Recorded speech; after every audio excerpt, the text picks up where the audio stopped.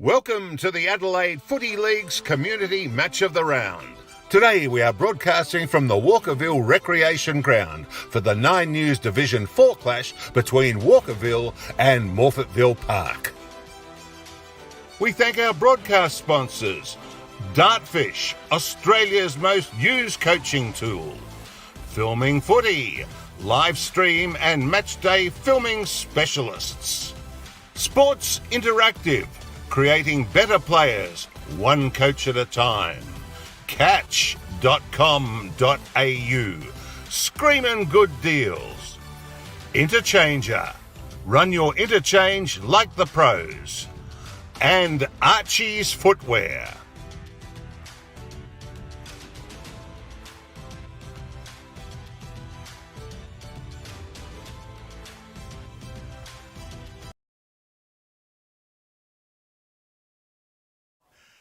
Good afternoon, one and all, and welcome here to the Walkerville Recreation Ground for our Div 4 match today between the Walkerville Cats and the Morphettville Park Roos. My name is Vince Cosme, and I'm here with my co-commentators, Tony Neal and the Doyen, Peter Walsh. Jeez, wrap it up a bit. Good. Wow. Man with the beanie. Man with the beanie, that's right. So we're here for this game. Second versus third it is here today. Could be a preview of what we may see in a couple of weeks' time, second versus third in a preliminary final. And Tony, interesting division, Division 4. I know you're right across it. And Oh, mate. Third versus second, it's the battle of the villages, the Villes, Morphettville and Walkerville. Yep. And we are on for Ripper. I wouldn't say it's a recreation park, mate, just going by what I've seen in the B grade. She's pretty hot out there today, and we are looking for a sensational game. Very quickly, little battle too between the forwards. Adam Proud, of course, at Walkerville. Yes. Very high up in the goal scoring. And Matt Doldig as well. And I've just walked past him and he said, I wouldn't mind a handful today. So she could be on a shootout in the forwards. And I reckon Peter might have a little bit more on the forward line stuff. Yeah, you can do your own digging. I can tell you that we've got a coach that's around the 60 mark who was with Tony McGuinness last year, Steve Nollis. I've got to say, you meet a lot of nice people at this football game, apart from what we're doing. He sat for about 10 minutes with me earlier on and we talked football, and he talked about his love and his passion for being in the game. And he said, this is where community football makes you rise up and be counted, and that's what will happen today with superb conditions. And interesting, while we just wait for the siren, interesting, Adam Proud, of course, second cousin of Max Proud, the captain of Glenelg as well. So having a good season this year with 70-odd goals, well behind our Pembroke leader on 99, Tony and Peter, I should say. Peter might have some information for us on that. Look, I'd like to give you as much as I've got, which is a big fat duck egg, but the story is that he's sitting on 99. We know that.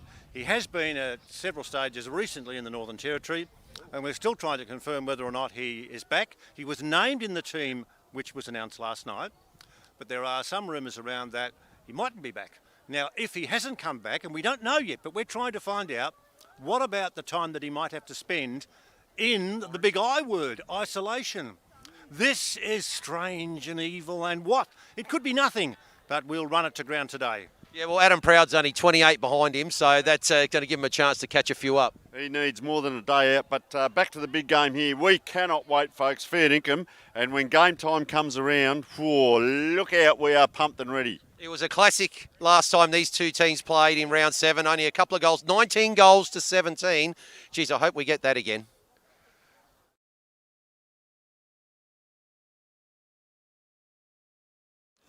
What a glorious day for football, and the intrigue continues with only a couple of rounds to go before we swing into the finals. I check my notes. Steve Nollis, who is the boss. Red and Blacks looking $1 million, standing outside the change rooms. All the best today. Thank you very much. Yeah, we're looking forward to it. A relatively newcomer to the coaching fraternity, but you're wearing your age pretty well. You're looking pretty prim and proper.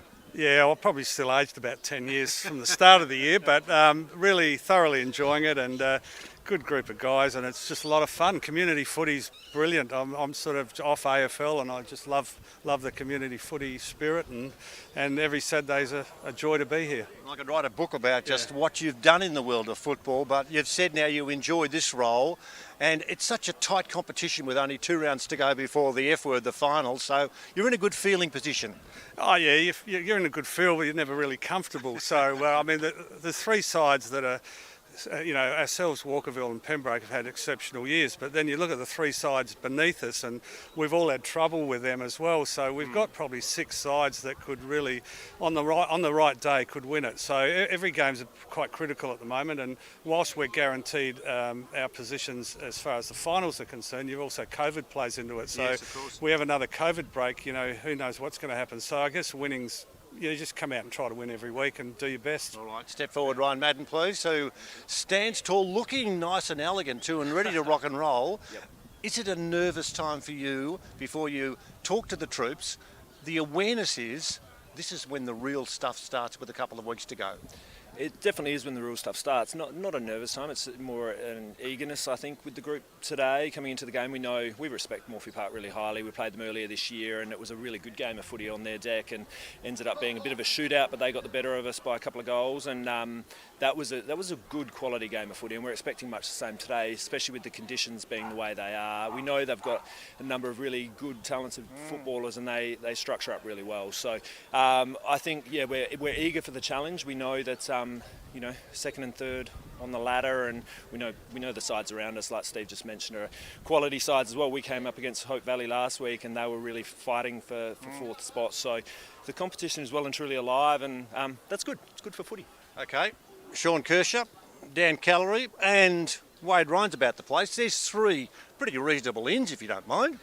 Decent ins, yeah. So, Sean's a quality player and has been for a while, and Dan brings a lot of experience, and anyone that's seen Wade Ryan play knows what he does. But Sean, in particular, has had a good couple of years. So, yeah, we've got a decent side. But I think, at this time of the year, each side is never quite at full strength, but we're happy with the side we're lining up today. Excellent. This is the best part of the interview. You look at each other, you stare at each other, you look like you really like each other, and then you shake hands and say, good luck. Can you do that? Yeah, absolutely. Yeah, we can do that. I mean, I'm not as much under pressure because I don't have to play. Yeah, absolutely.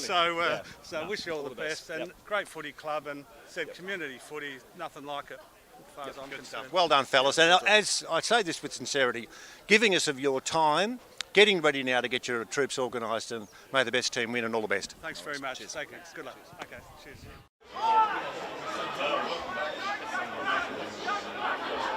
Coaches, and she's all set for Ding Dong Battle, and let's just have a look at what the 3 keys today are. The first one is form. So second last round here, an opportunity to play against top teams is very good leading into the finals. So be prepared at your peak, and that's both the team and individual. And along those lines, the second point is refine and adjust. So who can play where when needed? So you look at the options. So who might be able to play in a different position? You might have a back pocket that comes down on the ball. You might have a key forward that goes down back, and vice versa. So you need to look at that. And if you can afford the luxury, you can do the swingman type plays. Practice it in game time, measure it, and refine as needed. The third one, of course, is focus. So focus during. So get the process right during the game under pressure. The outcome and winning results will follow. So they are 3 very important keys to today's game, Vince. Hey, and let's just touch on that second one, Tony, because we mentioned in our pre-game third versus second.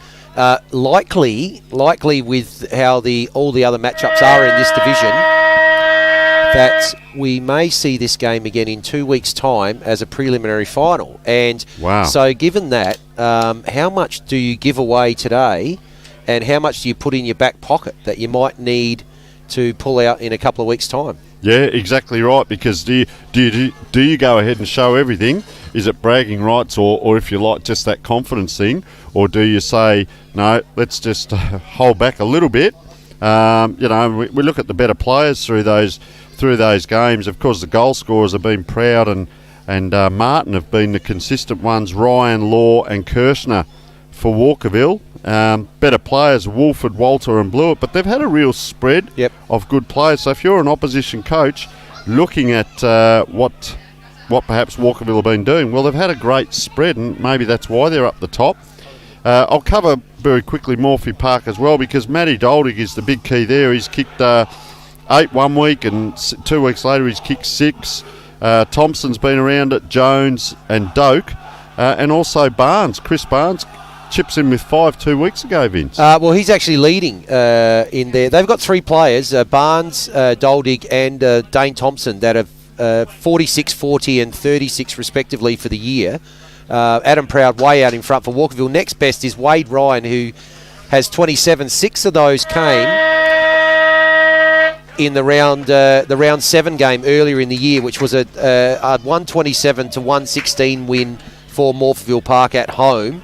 And Matty Doldig kicked 7 that day. Dane Thompson 4, Chris Barnes 4, the 3 players that we talked about. Adam Proud only got 3 that day. Wade Ryan, as we said, got the 6. And the best players that day, Tyler Wagner, Wade Ryan with his 6 goals, Matty Doldig with his 7 goals, Jaden Frankenfeld and Nicholas Hankin from Morphettville Park. And of course, you see the teams running out now, and Matty Doldig over there, number 10 on the far left, of course, played Sample at 2 clubs, and very good player. So he's in for a day out. He had a bit of a whisper prior to going out onto the ground. He's looking for a handful. So good luck to the big fella. They look good. It's got a finals feel, Vince. We just see the B grade wandering off, and Walkerville won that one. What was it? Almost, what was that? 21, 19 points, I think. 19 points, yep.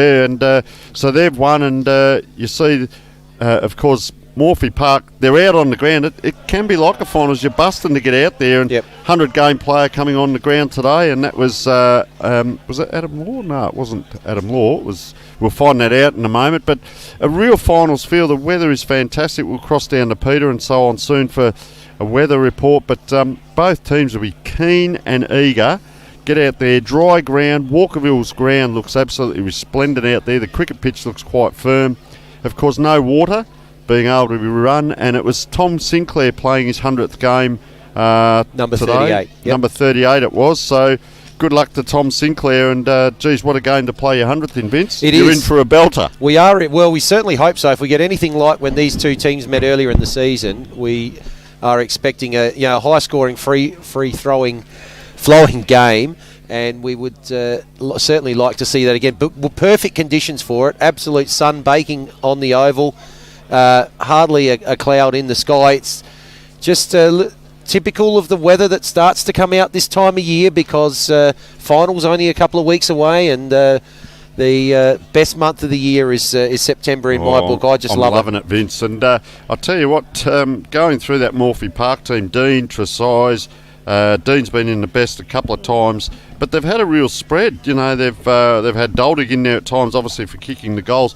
The other one to watch is number 4. We don't want to keep harping on it, but of course Corey Gregson with AFL experience at Geelong, and also senior experience at Glenelg. So what a handy player he is, number 4 for Morphy Park. And he was missing when we did the Pembroke and Morphy Park game at Nord Oval there in the year. Yes. Yeah. So, that's the next thing we discussed, Vince. 2nd and 3rd on the ladder. Well, Pembroke are up there after, going out in straight sets last year. Yep. They're up there waiting, if you like, for these teams, waiting to be picked off, or are they strong and can they go there this year? Because Walkerville are the premiers from last year. They are, and these two played off in the elimination final last year, and of course then Walkerville went right through to the grand final.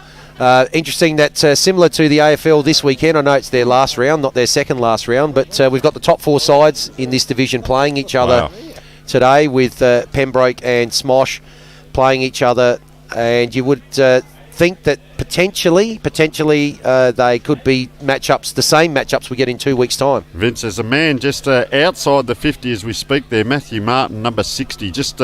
Let's just have a look, because there's a little bit of a breeze across there, but he's had no worries with the distance, but of course he kicked it out to that side. But mate, he looks about 7'2", covered in tattoos. If I was running towards him, I might just there might be a couple of short steps. Funny little story about the Walkerville Oval. I came and I was playing at Flinders Park many moons ago, and back then people used to walk their dogs, let's say, in certain areas, and I fell over in the pocket, and you'll never guess, I fell on a little patch of something, but I think the groundsman might have tidied things up from there, and that's about where that kick just went then. So I know the ground, let's say, intimately, Vince, Yes, intimately, yes, and indeed. I think I put the gear through about 3 washes that week, but it looks resplendent out there. And I'll tell you the other thing, Vince, while the B grade were on, the Morphy Park B grade were out on the ground for a very long time. It wasn't because their team wasn't. The Morphy Park seniors were out. 5-10 minutes beforehand. The B grade coach kept them out there for a long time, going through some things post game. And the other thing is, just to let the viewers know, we are up the top of the grandstand here. The grandstand is absolutely chock-a-block, and it's quite vocal, so we apologise if there is anything coming through the audio during the day, because it's quite volatile, Vince, through the reserves, as we see the toss, of course, and we'll cross to Peter very shortly for a little bit of detail around how the day looks. Yes, so the toss of the coin has just occurred, and we'll take you down onto the boundary line. Here's Peter Walsh. Vinny, it's like a surfing competition down here. There's a lot of waving going on all over the place, and fortunately, we can tell you, after some moments of consternation and dissatisfaction, Walkerville have won the toss, and they are kicking to, I wouldn't think, any end that's favoured. We've watched the 2 previous games, both won by Walkerville, and no real breeze. It's a magnificent day. It really is. The sun is shining, and both of the combatants are out here for a real scrap. A lot of animal noises going on in the change rooms beforehand, but we're all aware of the fact 2 games to go, and then it's into the finals. And I'm looking forward with interest to some of the key players, and I'm sure through your dulcet tones, Tony and Vince, up there in the commentary spot, it'll be a game and a half to remember. One of the best venues of any you can get to. The conditions are magnificent. The ground a little sticky because we've had some rain, but advantage points are plentiful. We've got a cluster of Walkerville supporters who are there, and spread around near and far, as is always the case, a lot of supporters who love their Saturday afternoon at the football. Thanks very much, Peter. So, I did procrastinate over this one a little bit earlier in the year, and earlier in the week, after the result earlier in the year. And the only reason I'm tipping Walkerville is for them to bounce back after their loss last week, and maybe only because it's at home. Well, on the same in a close one. How many points? Come on, give us the number. Okay, I'm going to go. What was it? 11, because it was the same in round 7. I'm going to go for 18 points to Walkerville, because they'll be stung by last week. Good teams don't lose 2 in a row, and good teams also don't lose at home. They've got a point to prove. They're 27-point losers last week against Hope Valley. First loss for the year at home. And a surprise. Yep. Probably for some, but not for Hope Valley, because they're pushing. They kicked 13 goals, 21 Hope Valley, and Walkerville only 11-6, so 17 scoring shots to 34. They were comprehensively done, like a dinner, and it was only 3 goals difference in the 3-quarter time there. And Hope Valley came out in front. Of course, Morphy Park 60-point winners. They need a good, close, hard game. So they'll be kicking to the left of screen for those at home. And to all our viewers, we welcome across country Victoria. There's no football over there. We feel for you, but if you're tuning in today, we welcome you. Walkerville is, of course, the Geelong colours, the black and white hoops. The Cats. And, of course, Morphettville Park. Some may call them the Twisties. We won't call them that, though. They're the Roos. And big number 26, Fraser Smith, in the middle. And he's already up and down on the spot. So, interesting, Vince, already. You can see the cricket pitch behind. So, the centre circle is a little bit to our side of the scoreboard side. The grandstand side. Umpire throws it up. We are on. Every player to the right of the hit out. And anyway, it goes back towards that cricket pitch. Will be rock hard. Walkerville grab it. Come out onto the wing. That player just spread. That was a set play. And that is Sean Kersner. Goes in forward. Just over the top there, Tyler Wagner. They come out very wide here. He squared that up, the Morphy Park player. I don't think intentionally. Taken strong, Daniel Woolford, and wrapped up. And we'll certainly find out. Nice and willing in there. Player number 57, Mackenzie Bristow, coming in and helping out. Vince. So, up it goes. Still inside Walkerville's forward 50. Chance here. That's for Fraser Smith to get the ball out for Morphettville Park outside 50. Knocked on. Now that's a good play. The ball's now come out to the wing. The race is still on the wing, on the far wing. Numbers there with the home side. or could have been a free kick, it was, and that'll be paid to Daniel Wolford. He's been in it early, plays on straight away, doesn't waste any time. Ball now coming back towards the 50. They're building again here, the Cats. Leeds come forward. That's from Big Adam Proud, and he's taken the mark. That is a decent clunk too, and I'll tell you what, I reckon they're on because I saw Adam Law. Adam Law was down here on the half-forward flank forward pocket when that free or grab was taken out on the wing, and he was clapping his own players, so they are on. So Adam Proud only trailing Alex Forster by 28 goals, so he's going to have to get a wriggle on. But we're at the 1.5 minute mark, so if he keeps this rate up, he'll give it a shake. But there's the first shot for goal, and that has gone high, wide, and not very handsome. He won't be happy with that one. Decent kick though, Vince. And of course, he was a bit quiet that day against Pembroke. He chipped him with a couple later on, but he was a bit of a quiet one that day. And see, interesting, he's leading the goal kick, and he's now down on the wing as this kick-in comes in. So they may be expecting the ball to go out that side. It's interesting, they've probably got him going one way and then the ruckman the other way. But that's a forward punt that works to number 32. And, of course, Dion Brower kicks forward again. Big Matty Doldig, they don't go near him. He falls over. He's okay. This is Edward Doak. They go backwards to go forward, trying to get through, trying to get the Jets going. It was number 25, who we'll find out who that is a little bit later. But it goes out the other side. And there's Adam Proud. We were talking about that. Exactly what I said in the keys to the game, where we see a swingman. He's back at centre-half back to go forward. They're kicking back to him. So he's almost becoming a midfielder, Matthew Richardson type, because he's a big, tall bloke. Geez, they're scrubbing that ball forward. So this player again has it, number 25. We'll find out for you a little bit later who that is. But he's at his second possession. That's Kane Godlewski with a jumper number change. I think it's a late change, Wooly. Yes. So right out in front of the huge grandstand here, Kersner it is. Crowd a little bit quiet at this point. Geez, he centres that, and that is just an absolutely centimetre perfect kick to Mackenzie Bristow. Goes out to the pocket. Big Dukes go up. Couldn't take it, Tyler Wagner. Morphy Park will clear down this wing. It's very close to the boundary line. Geez, he set himself for that. Almost ran too far under it, but he's done a good job. So the ball on sitting right in front of us here. Good mark there. It's being taken by Davies. Going to swing around on the left. Decides to go long. First foray inside 50 for the Roos. Big fly there at the back. Couldn't take the mark. Doldig. Barnes couldn't take the mark, and that ball will be held up around about 30 metres out, and we'll have a ball up. So up it goes. Neither ruckman gets a tap. Shark there again by Sutton, and he's tackled immediately. Sorry, that's Thompson, tackled immediately. And we'll repeat that and have another ball up. Up it goes again. Clear tap this time by Barnes, but it's sharked well by the Cats, and they've got the ball outside 50, and mark's been taken by Spilios. Spilios, where's he going to go? Straight up towards the wing. An excellent intercept mark's been taken there, and that's Jaden Frankenfeld, one of the better players in the game that was happening earlier in the year between these two sides. He goes back, and they're playing kick to kick here between the 50-metre arcs, and that's an excellent mark that's been taken in the back line, and that's by Reece McKenzie. So McKenzie now, it's almost become a little bit of circle work, bit of pressure on early. How far in? We're just almost 5 minutes in, so down that far wing. I'll tell you what, they're leading up to the ball very well. Walkerville using it. Geez, that's a high kick, giving the opposition chance, but the space, time and space have been given. Lincoln blew it. Just a turnover there. So now Morphy Park, can they set up? Left-handed handball. Nice action. Player leading out this side of the ground is number 7.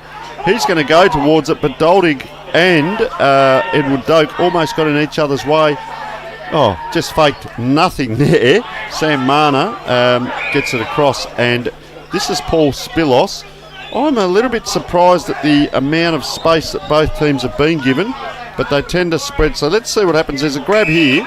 There's space in the middle, but Morphy Park are in a line. It's almost become like soccer. They've lined up, so 25 metres here. He did hit that kick precisely. So if you're looking across the ground, across half forward, well, this will be still half forward line. There's space there, and that is a great kick. Oh, two-handed, and is that Proud? It looks like him. No, that's big Mackenzie Bristow. So he started well as well, Vince. He's got a good set of hands, hasn't he? And great lead, knocked himself around a bit there. Well, they've got a couple of very potent players up forward. We talked about the three, obviously, at Morphettville Park that have kicked the 30 and 40, 46 goals, but certainly liked what I've seen so far from the forward line there at Walkerville as well. Thanks, fellas. So just a mention of Brian Madden, the Walkerville playing coach. Massive tributes to him, over 300 A-grade games, 3 times an A-grade premiership player, and in having the chat with us before the game started, very tall, lean and lanky, and also pointing out where we are in this tunnel, the wind could quite conceivably be blowing across the ground. That's the way it's working. All right, so thanks very much for that, Peter, as Mackenzie Bristow was offline with that kick, thank goodness, from our end. But see, Morphy Park have kicked, now that's to the centre of the ground, and can we get a rebound? Strong tackle, just got out of it, grubbered the ball on. There's numbers here, see? So they're running by, and Benjamin Walter, geez, he's kicked that up high. This time it's Proud, so they're working in tandem down there, Bristow and Proud. Now, Proud is on a quite an acute angle. The last shot he had from here, he missed. You can see the sun and the shadow there, so he's looking pretty much directly into the sun.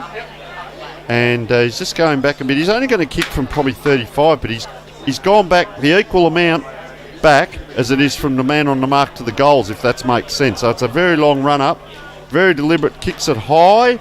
It curls a little bit left to right, but that is a goal to Adam Proud, and that's his first on the board. So they are just in front, and we're almost 8 minutes into the first quarter. So you'll see, I was talking earlier, Vince, well, they didn't show the replay there of the grab, but the space. It's a very open game, and so that lends itself to a high-scoring game as well. Are they running up and down the ground in waves? Yep. Morphettville Park are tending to cover a space rather than a player, and that's opened up for Walkerville. So there's a free man down there at Walkerville's forward line at the moment. There's 5 on to 6. So that's interesting. They might only have 17 on the ground. Well, I was looking at the other end of the ground. It looked like everyone was matched up, but ball's been thrown up here. 1-2-8 to the Cats. Rouge yet to score. 8 minutes in. Umpire's going to have a second go at it after calling for a second ball up.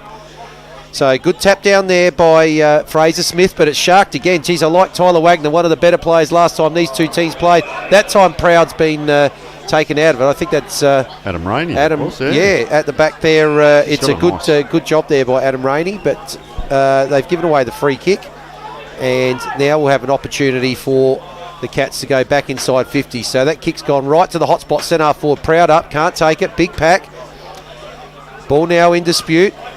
No one seems to want it. Now there was an opportunity there for Kai Dean to actually grab it. Then bumped off the ball as he was trying to kick there. Morphettville Park. It ends up now with Jonty Inglis. Looks like he's been bumped over afterwards, and just a little bit of discussion over what they're having for dinner after that. But it's going to be Mackenzie Bristow who's got the ball. No, it's going to be turned over. So it was down the ground, but that ball's going to be turned over, and Adam Law's given away that free kick after remonstrating from that late bump, and Morphettville Park have got the ball. And you can hear the crowd, Vince. They have fired up here. That's a high kick right in front of us here. The ruckman sets himself. Probably could have grabbed that. It came easy, and then first onto it is Jackson Trezise. Kicks it right into that square spot, and standing strong is, of course, the big fella in Matty Dolding. So transition from one end to the other that could have been a shot on goal for Walkerville. Well, it would have been an easy shot on goal for Mackenzie Bristow. 15 out, nearly directly in front. And how often does this happen? So Dolding it is, just wanders in. And what's he done? I think he's missed. On a day like this, he's kicked the point as well. Just very quickly, number 13, Aaron Rainey, I was looking at him earlier. He's not a big guy. He's just jogged off. He's jogged back on now. He's playing on Proud. Just from here, he doesn't look physically as big, but you often see this. Some players are very talented and can do a great job. Played with a player that played an interleague game at centre half back at 5'11" in country Victoria, because he had a massive leap and closing speed, and does a great job. So Rainey might be along those lines just as we look at the other end. So ball in the back pocket. This is one of the most dangerous kicks in football, but it opens up here, and player just going into the middle. Geez, having to get down low there. Recover was good for Brad Czar, but not enough because Morphy Park are inside 50. Doldig under it, taps it to ground. That's where you want to be, Dane Thompson, roving to Doldig, because I reckon the backing will be all over him, Vince. It is. It's gone out of bounds, so boundary umpire will bring that in shortly. So very open game, but low scoring so far. So surprising with plenty of opportunity, but just a few fumbles, a few kicks not hitting the mark.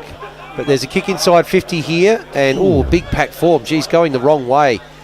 There was number 8 for Morphettville Park. Byron Murphy, I reckon that was. Byron Murphy. So he could have certainly collided there. But now it's gone out of bounds. Umpire's going to bring it back in again. So tackled strongly straight out of the ruck. Tell you one thing we're not seeing today, Vince. There ain't no long sleeves out there, brother. Not today. It's a magnificent day that we have here at the Walkerville Recreation Oval. So opportunity here for the Cats to bring the ball outside 50. They do. Ends up with Wolford. He's had plenty of the ball early. Goes wide. And, mark almost taken there by Mackenzie Bristow. I think he was actually coming in as a... I think he got took to that. He almost sort of taken. Took it and it just bobbled, and the Morphy Park players got their hand on it as it bobbled, landed back in his arms. And in the playground, that's a mark, but not out here. So far side it is. The big fella there, Matthew Martin's come on in ruck. Geez, handy having him on the bench. Umpires are quick on the whistle, aren't they? There's a free kick here to Bristow. No, they're giving it back to Benjamin Walter. So Walter on the far side. Geez, he almost kicks that ball square. That ball spun inside out like a check side then, because... and there's not a lot of breeze, so maybe it's the ball. Anyway, out it comes Murphy. It is, puts the hand up. Playing on quickly is Aaron Rainey. Normally a good kick. Geez, Doldig having to put the hands up in the sun. Geez, he only just touched the player there. Luke Westbury, I'll tell you what, Vince, the umpires are quick on any little infringement, touch of the player. Look at the space they've got now, Walkerville. Yeah, and I think they're probably just trying to wrangle back a little bit of control as Walter takes the mark on the wing, just to make sure that it doesn't get out of hand. As we said, likely if these two will be opposing each other in a preliminary final in 2 weeks. And umpires picked out another free kick. So I think free kicks is winning every statistic at the moment. So Morphettville Park bringing the ball outside 50. A little bit of a wobbly kick again. Was looking for Murphy, but finished well short and is going to be paddled over the boundary line just in front of Rainey, who heads back to Big Adam Proud. I think Byron Murphy just plays one way there, Vince. He went body first, ball second. So going to be thrown in again. Up it goes. Ruckman go at it. Ball spills. Excellent shark there by Sutton, but he's not going nowhere, and I reckon the umpire's going to come in and ball it up. He is, Vince. So ball up in the half-forward area for the mighty Walkerville. And down it goes, just across there. Sean Kersner can't get it. It's outside now, the outrunner's there. Gee, you had a player short, Bristow, and ignored him. Went long with the kick, and just Morphy Park in the back pocket as we speak. Now trying to pick a player out. This will be clever if he can. Once again, that dangerous kick. I often talk about that 45 degree into your centre back area when I was coaching as a no-go zone. You either go across or down the line. Don't ever go there, and that's the reason why Benjamin Walter has it. And just lining up for goal now. So costly giveaway by Morphettville Park. You wouldn't do that 2 times in a row. As Walter it is comes in. Dead in front. Little bit of right to left to right with that one. And that is a sausage roll. We'll cross down to Peter Walsh now. Jewels in these sorts of scraps. And one of the most interesting already is the key forward Adam Proud and his opponent Aaron Rainey. They've been moving from full forward up to right where I'm standing at centre wing. That's how much distance those two are covering. Of course, the key player is Proud, who's kicked all those goals, and Rainey. is going to clock up some Ks in his afternoon at Walkerville. Thanks very much for that, Peter. And Get the GPS on. Sensational down there, and good to see Peter standing on the centre wing as well. So might have to have a player count. But that's an interesting observation, because on a day like this, as they go forward again, Walkerville, the heat may take a toll as well, Vince. They can't run water. Well, obviously, the players, the only way they're going to get that drink is to come off the ground. So, no, that's a throw, and that'll be a free kick to Morphettville Park. But that may increase the rotations. Of course, no cap on the rotations here, but we haven't really seen a lot of rotations so far. So, still early. 16 minutes into the first quarter now, but still early in the game. And look at them in a line down here, across half forward, Morphy Park. They're almost like a soccer team's choreography in the lines that they're setting up.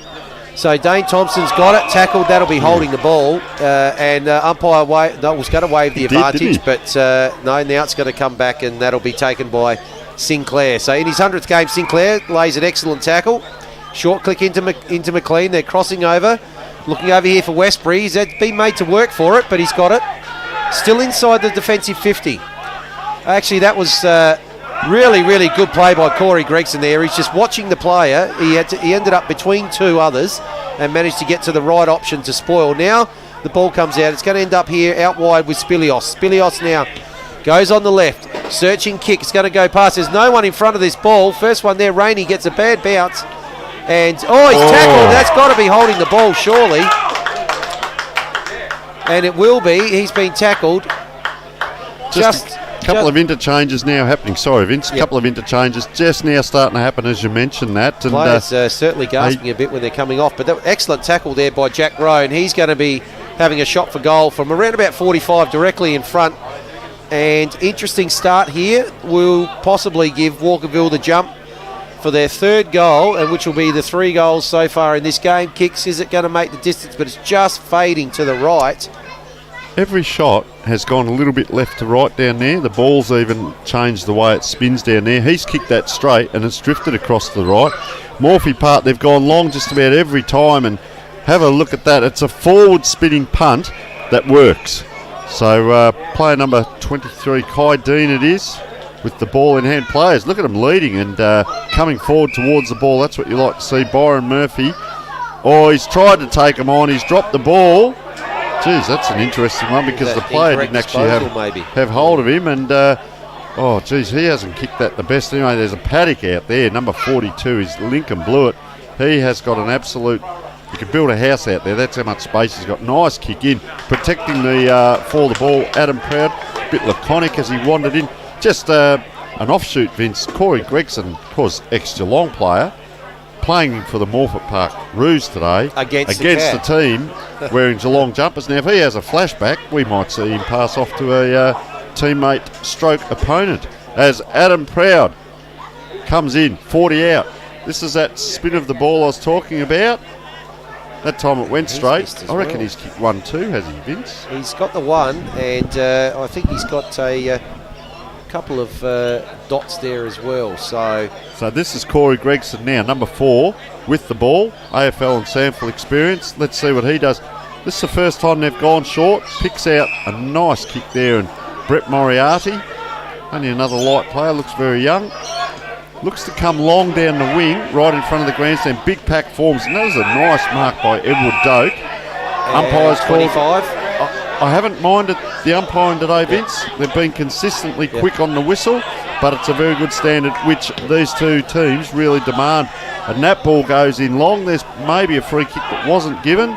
So players, what I'm amazed at is how easily Walkerville can bring it back out again. That forward line pressure's not there for Morphy Park. So Inglis now doing exactly that. Gets the kick out to the ring to Brady Czar. He looks inside. But it's all Morphettville Park there. They had 3 to choose from there, and their kick misses the target. Matthew Martin, the big ruckman, couldn't get it. Now there's an opportunity for him. So Morphettville Park here having a shot on goal. That's a goal. Just trying to pick up who that was. Number 32, Jackson Trezise from 50 over the other side of the ground. What an excellent shot that was. So just watching the ball come here on the Simon Black Academy. So tackled there, looks like it was Big Thompson. Gets the ball to Trezise. He's outside 50, going against what breeze there is, and that's gone straight over the umpire's head. And of course, today our scores are brought to us by Sports Interactive, creating better players one coach at a time. Our replay is by Dartfish, Australia's most used coaching tool, and of course our game clock is a Filming Footy, our live filming and match day specialist. Ball back in the middle, big fella now, Matthew Martin, up against a real athletic Fraser Smith. Tends to go left-handed, Smith, as he goes with his right. So there you go. Beat me that time. So Kersner it is around the corner. Big pack forms again at centre-half forward. Oh, charging in. He had nowhere else to go, Mackenzie Bristow. Quick kick out. I'll tell you what, it's going to come out all right too. Jack Rowe. Kick that out on his left foot. Oh, look at the play there. He's calling to the umpire to get that player back. He's going to go around the corner. The new old-fashioned way, because Sturt were very good at this, of course. Round he goes, and that is a nice goal to Tyler Wagner, and a very quick one to answer. So they go ahead to 3 goals for 22 to 1 goal 1-7. Not really a commanding lead. Nice goal around the corner. If you can kick this way and you practice enough, it should be pretty much a lay-down Mazzeo, even though he's on the boundary. Just curl it around. Quite an easy goal. You can see the conditions of the ground in that picture there, quite dry through that centre forward, full forward position. Walkerville, 9 of 10 clearances. So absolutely dominating. What's going to happen on this one though? They're going to get another opportunity to get the ball out. So right on top here, 3-4-22 to 1-1-7. So 9 of the 12 last clearances. So they are on top in those close-in battles. See, Rainey, geez, I tell you what, he's going to have a hard day. He's been knocked around a bit. I like the way this kid goes about it. He's got a nice kick on him normally, Vince, and he's going to come down towards the wing. So, ball right in front of the grandstand here, pack forms. Ball punched away from Edward Doak. Oh, that's definitely a high tackle there by Byron Murphy. You're right, he's not showing any favour, and Tom Sinclair in his 100th game has not only got the free kick, he's now going to get the 25. That wasn't against Murphy either, by the way. If they're watching this back, someone else was a bit chirpy to the umpire there straight away. Well, there you go. Yeah. Someone not happy, but that was definitely a free kick. Proud couldn't quite get there, but the mark was dropped by Lusty. Opportunity here. A run over the ball there, Calorie, and that's going to allow Morphettville Park. They're tackled inside 50. They've given it up again. Sinclair's got it. Goes long, umpire drifting off to the left, and they've missed again. That pressure that you see there is pressure. What Morphy Park haven't got at the other end. You've seen Walkerville get a goal from a cross-the-ground kick. They came inside on that occasion, and guess what? They got caught again, and Walkerville have another shot. Gregson it is. Now he's going to go long straight down the middle. That ball at least spins correctly. Walkerville just swatted away, player standing on his own. The ball actually bounced up to him. It was almost self-defence by Adam Law. He stood there, Vince. The ball bounced up to him. And nice kick out, I'd say that's Bristow by the looks of it. Out there, Mackenzie Bristow. So Bristow and Proud are really dominating at one end. And we see at the other end, Dalton can't really get his hands on. He's had one go. And, of course, the other one, Byron Murphy, is trying hard. They just can't get hold of it. And player coming off with this. Yeah, nothing so far as he shoots for goal. He likes it too, clapping himself. That's always a good sign, Mackenzie Bristow. So they've kicked 4. I was going to say, Vince, their inaccuracy last week. No, they were accurate. It was Hope Valley that kicked inaccurate. But they've kicked 4 goals, 5. So they've had 9 scoring shots to 2. Already, and that's probably an indicator of how dominant they've been in the first 24 minutes of this opening quarter. The other one down the other end, we talked about the players for Morphettville Park. Barnes I haven't called him much. We've called Dane Thompson a little bit. He's been a bit of a target for him, but you're right. It's just getting walked out of their forward 50. A little bit of a rest for the players. The ball at the back here of the Walkerville goals, there's a bowling green that's gone over the fence.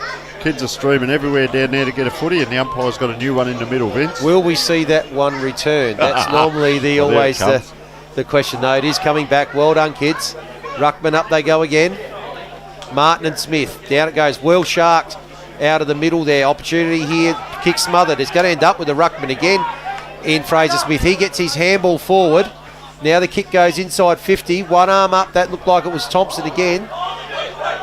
And there's option here. It's going to be a goal here for actually Edward Doak. Edward Doak, they had numbers around and a bit against the run of play. They've kicked a goal there. It was Chris Barnes, was it? Chris Barnes. We'll just have another look. My apologies there to Chris Barnes. Have a look at Doldy. Here's the rover gliding by. Gets look, back. there he is. And the handball goes across. Yes, that's a 1, not a 7. That's all right. That was a long way away when I was calling it live. Much easier on the replay, Tony. But so the glide there by you go, Matty Barnes. Doldy. Well done. You know, a lot of players get sucked towards the ball. He just stayed out. And I wasn't sure whether the old legs couldn't. He probably lit up in front of those goals there and he thought, I'll give one away. So he gave it away. He could have kicked it himself. Well, he wouldn't want to be giving it away to that man because that's the only person in front of him on the goal kicking list. So no credit to him look there. at here in the middle. Bang. Free kick to Walkerville. Forcing their way through. No, gone the other way because it's straight away. Matthew Martin's already gone a kick down behind the players. The opposition ruckman has it. This is what I was talking about. He's a left footer. That's what it is, not a left foot kick. Doldig out in front. Couldn't quite get it. Round it comes. Oh, Walkerville, geez, they're under pressure now. That's the pressure we want to see from Morphy Park. And solid play by Ben McConnell. Walkerville go backwards. They're very good at this. Now they go forward. The big fella, they've got some talls out there. Luke Westbury. They're along that far wing. Shocking kick to try and get hold of. Just tap back. Look at their numbers. 1, 2, 3. Quick bang on the boot. That'll do. Proud comes towards it. Just how good was that take? He goes outside and a long kick comes towards Bristow, but just beats him over the boundary line there. The other one is Fraser Smith, the ruckman for Morphy Park, kicked a beautiful goal earlier in the year. Tapped it out, got it back, ran forward, kicked it from the centre, kicked the goal as they come forward again.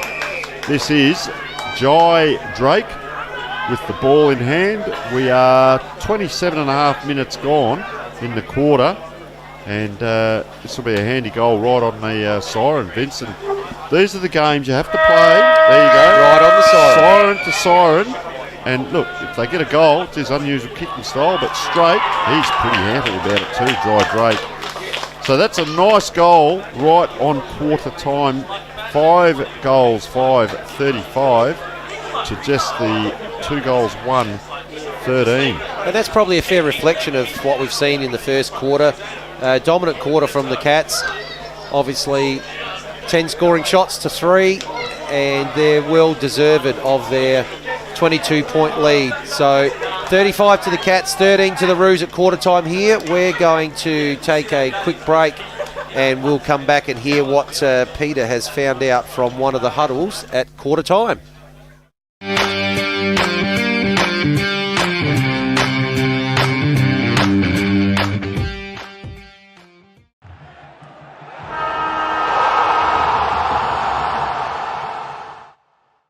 Celine has a love of singing and condiments, which is why she uses Catch to keep her spreads in high supply, like Celine's Dijon. Yes, however they like to shop, everyday Aussies, check out Catch. So the Simon Black Academy is in 4 states. It's a 3-pillared program. So one is the education component through the Torrens University. Second one is the development of their AFL skills, helping their player to become the best player they can possibly be. But the third one is, as you mentioned, a leadership and growth program. So it's an academy that combines both education and Australian rules football. A perfect opportunity for kids who like football. They get exposed to AFL coaches, mentoring, but they also get the hand held as they do a university degree. So the first 12 months is a diploma in sports management elite, and if the students elect to stay on for a further 2 years, they end up doing what's called a bachelor in business management with a sports focus. Based out of Norwood Oval for a couple of days a week in the Arc at Campbelltown. Yeah, it's a fantastic program. So for anyone out there who's interested in getting on board, loves football, extend your education with a Torrens University degree, feel free to check out the website simonblack.com.au.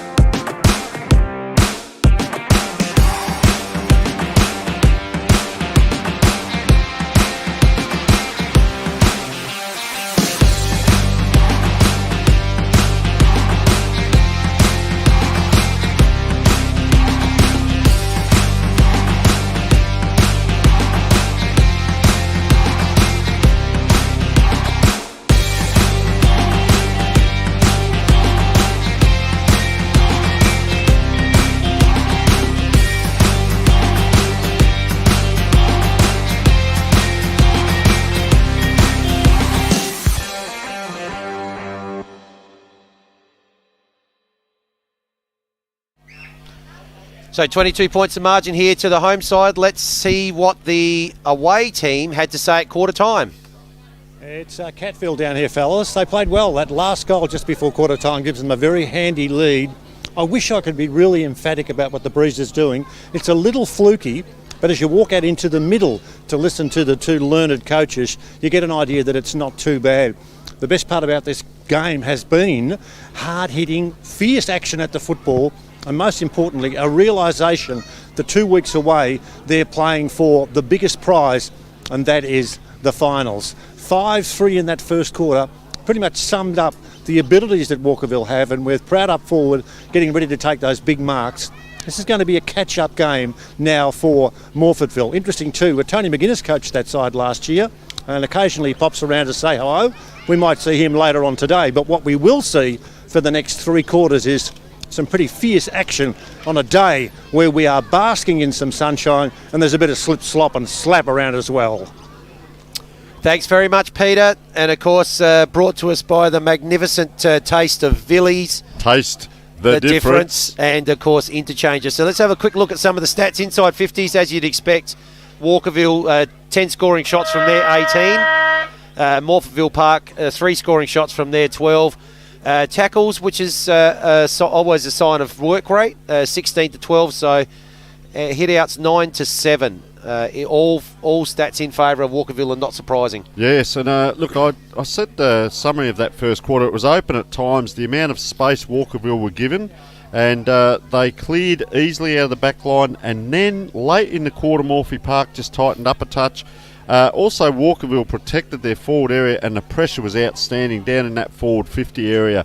Morphy Park, they need to hold the ball. They need to take a lesson out of Walkerville. They need to hold that ball in that forward area. You know, Vince, the amount of work that a team does to get the ball down into the forward line and to see it come out so easily.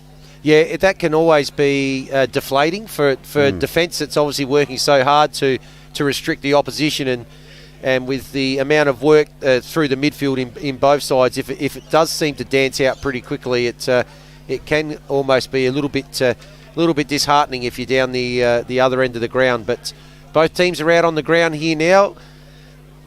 It's interesting, Byron Murphy's just come to the bench as well. He went off about 8 minutes to go in that quarter after that against him down here, but that wasn't him that got the 25. He's come off and he's still on the bench now. He's a fiery customer too. So you're with Vince Cosme for the first throw-up of the yes, it's about to go up second quarter. What can the Roos do here? 22 points down they are, up they go.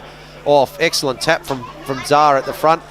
And now the ball is actually going to be gathered. It's going to good tackle applied there by Adam Law, and I don't think that's going anywhere. Umpire's going to go in. A tackle there applied obviously on Corey Gregson. Up they go again. That's squared off, that ruck tap. Gregson looks like he's been held without the ball. Now he's got the ball and he's still held. And umpire's going to come in and have a third go here at seeing if we can get some separation out of the middle. So it's going to be Zar and Smith again. That time Zar gets the tap clearly forward, but Morphettville Park got the numbers, but it was the one player there in Adam Law who took it. They were surrounded by 4 yellow shirts or Guernseys, and now umpire's called a sling tackle. So Jack Rose got the ball, and which way is he going to go? Looking for Bristow. Out he comes. He's going to go over everyone. Couldn't quite take the mark there was Lewis Lean. He's going to get a second go at it here. So where's he going to go with the big ponytail? Goes on the right, out towards centre wing. Got a one-on-one out there. Almost held there, the infringing player, Reece McKenzie, but umpires decide to call that play on, which has suited Morphettville Park. Now it's with Thompson. Thompson is calling for the ball to go into a couple of handballs. Now it's going to go inside 50, and couldn't quite take the mark there. Barnes, second go at it, third go at it. Now he's got it again, tackled maybe high. Umpire's going to come in, and good effort there by Barnes. 2 or 3 attacks at it there. So ball up in the middle. I'll tell you where the difference is. Maybe they had a chat at quarter time. As up it goes. He's around the clearance. See that tackle? Morphy Park have tightened right up on Walkerville in these first couple of minutes. Okay, you might give away a free kick or two, but at least you're touching him, and it's not a free-flowing game all of a sudden. So that's a high kick out the wing. Players converge. Plenty of courage. I think he's copped one in the comic cuts there as he came through. Jack Sutton it was, who may have hurt himself a little bit going in against Adam Law. Adam Law is a very solid customer here, and just slow to get back out there is Jack Sutton at the moment. Anyway, ball down the ground. Here's that pressure I was talking about. See, they've tightened up on him. Now, first quarter, Walkerville would have got that, 3 handballs, and they'd be out into space. Morphy Park have tightened this right up.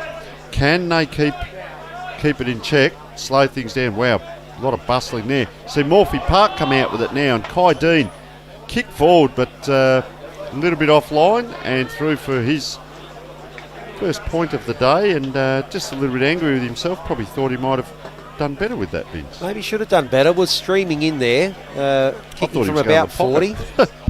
And wasn't under a huge amount of pressure. He'd done the hard work to get himself into some space, and be a little bit disappointed in the finish. But ball's going to come out here towards the grandstand side. A couple of goes at it. Barnes couldn't quite take the mark. Now it spills back inside 50. Opportunity here for... Here's got a chance now, Dean. This time he makes no mistake. And they've got the opening goal of the second quarter. And the game just tightens up a little bit, so it'll be 35 to 20 now. 15 points of margin. Just have a look at the Simon Black Academy replay. So the ball, just quick kick inside 50. Handball comes out. Good handball there from Jackson Tresice. And he got the ball out wide to Kai Dean, who was there. And so at his second attempt in 30 seconds, he made no mistake. And that's the opening goal of the second quarter and the third goal for the Roos. And they trail now by 15 points at the 4-minute mark here. So Ruckman about to go up again. Again, it's Brady Zaar with the tap. And this time the tackle has been called high by the umpire. And so it's going to be Hankin, one of the better players last 2 times his team's played. So he goes out wide, finds Ben McConnell. McConnell goes out to even further wide, out towards the half-forward flank. Now the ball's going to come inside 50. Big high kick. There's going to be a big packet. Oh, massive fly there. I think that was by Chris Barnes. Couldn't quite take it, but the kick, relieving kicks come out. And Dane Thompson has outmarked his opponent, so he will have an opportunity here. He's just a bit too tall there for Jonty Inglis. And he's going to have an opportunity here from about 45 metres, 45-degree angle. And there's a change of complexion coming over this game early in the second quarter. Moorfield Park pressing, and opportunity here in the first 5 minutes to kick the first 2 goals of the second quarter. So in he comes Thompson, and he's just pulled that a bit to the left. So he'll be a bit disappointed with that result. They're starting well though, Vince, aren't they? They're pushing forward as we speak. Can they keep the pressure on for the whole quarter? That'll be the next thing. So a little bit of a breather for the players. Now look at Walkerville here. They're all lined up down the centre of the ground in a line, and not too many out wide as they break now. So he comes down a little bit out to that far side. Player was standing there on his own, and he's let that go through. Butterfingers, Paul Spilios. Morphy Park are back on it. So maybe that left of screen is the scoring end as it comes in high into that area, but Doldig stands strong as about 6 players converged, and he will line up. And it looks like he's going to go forward. And now, the good thing with Matt Doldig is there's no one goal scorer, so most likely will kick the goal. Let's just see what happens. They've had a bit of trouble down that end. He's given one off to Barnes. Like I said, he won't want to give too many off because he wants to probably catch him. He's kicked that high too, over the umpire's head, and he says that is a sausage roll, so he gets on the board as well, and we'll just cross over to Peter. Good stuff in the wonderful world of country football, because I asked about what Jack Sutton was troubled with, and one of the trainers said he got a whack in the snorkel. So he's all right, he's okay, but he's been well attended to. And the other panic that I got into was number 6, of course, who plays for Walkerville, is their full forward, but he's all right. But it is an emphasis, fellows, on the people that are down here supporting country football, and when someone comes off, he's very, very well attended to. Call the nurse. Oh, very good, and Jack Sutton, just getting a bit of attention there, so hopefully he'll get back on the ground as Walkerville now want to get a hurry on, just physically pushed out of the way there, but he too is taken out, Lewis Dean. He's done that twice, he's had to go back and get his own ball. This time, no one to give it to, and he handballed fresh air, so strong tackling by Walkerville, Jonty Inglis it is, with a nice kick in. Jack Rowe it was, sorry. Proud. Took it up high, down low, dribbled it along the ground. Still in dangerous position. Bristow, 4. That's ambitious around the corner for a point, but they're pushing now as we are 7.5 minutes into the quarter, and really they've been able to clear it quite easily, Morphy Park. So I call this the migrating wildebeest because all the players now streaming across that far side where the ball is. Player taken high. As we said, the umpires have been good. Looks like it's McConnell, solid customer there. No leads out the far side here, so he's going to go straight down the wing. Pack forms, up they go, unable to take it. Walkerville bounces fortuitously. Player stands still, receives. Oh, player comes off the bench. That is fantastic play out of space, and that was Dion Brower. Put the smother in. Because they're going in strong and hard. A free kick here to Morphy Park. This is what I like to see. Top teams, as soon as that was given, players just spread immediately then. So Gregson, penetrating kick. That is a great kick out there, and that is Christopher Barnes with it. Will he give it back? The other way. He goes towards Doldig. Push, push, push, falls over. Can't take it. Used to do that in the playground, didn't you? Fall onto your knees and lay down and take a mark. He did everything right there, but not take the mark. Almost had it. Yeah. So the old scoreboard there, Vince. Right by the scoreboard, and the boundary umpire is going to throw it in, and that tells you that the home side at the moment is leading by 9 points. See, and it comes. Barnes doing the ruck work. Ball spills out to the back. Oh, he's just dropped that, Tyler Wagner, as the umpire called that he's actually been held after that ball spilled out. So he has. So he's going to take a quick free kick. Oh, goes across the goal. Don't want that ball to bounce, but luckily there's numbers out there, and now they'll get the opportunity to clear. And the kick comes in. One go at it there, Jai Drake. Couldn't take it, butted up well, got the handball out. Was looking there for Calorie, but he couldn't quite get it, but he's come back again. Well played, young man, Jai Drake. So now he's got the ball inside 50. Proud overruns it. Rainey goes in afterwards to grab it, drops it, gets away with it.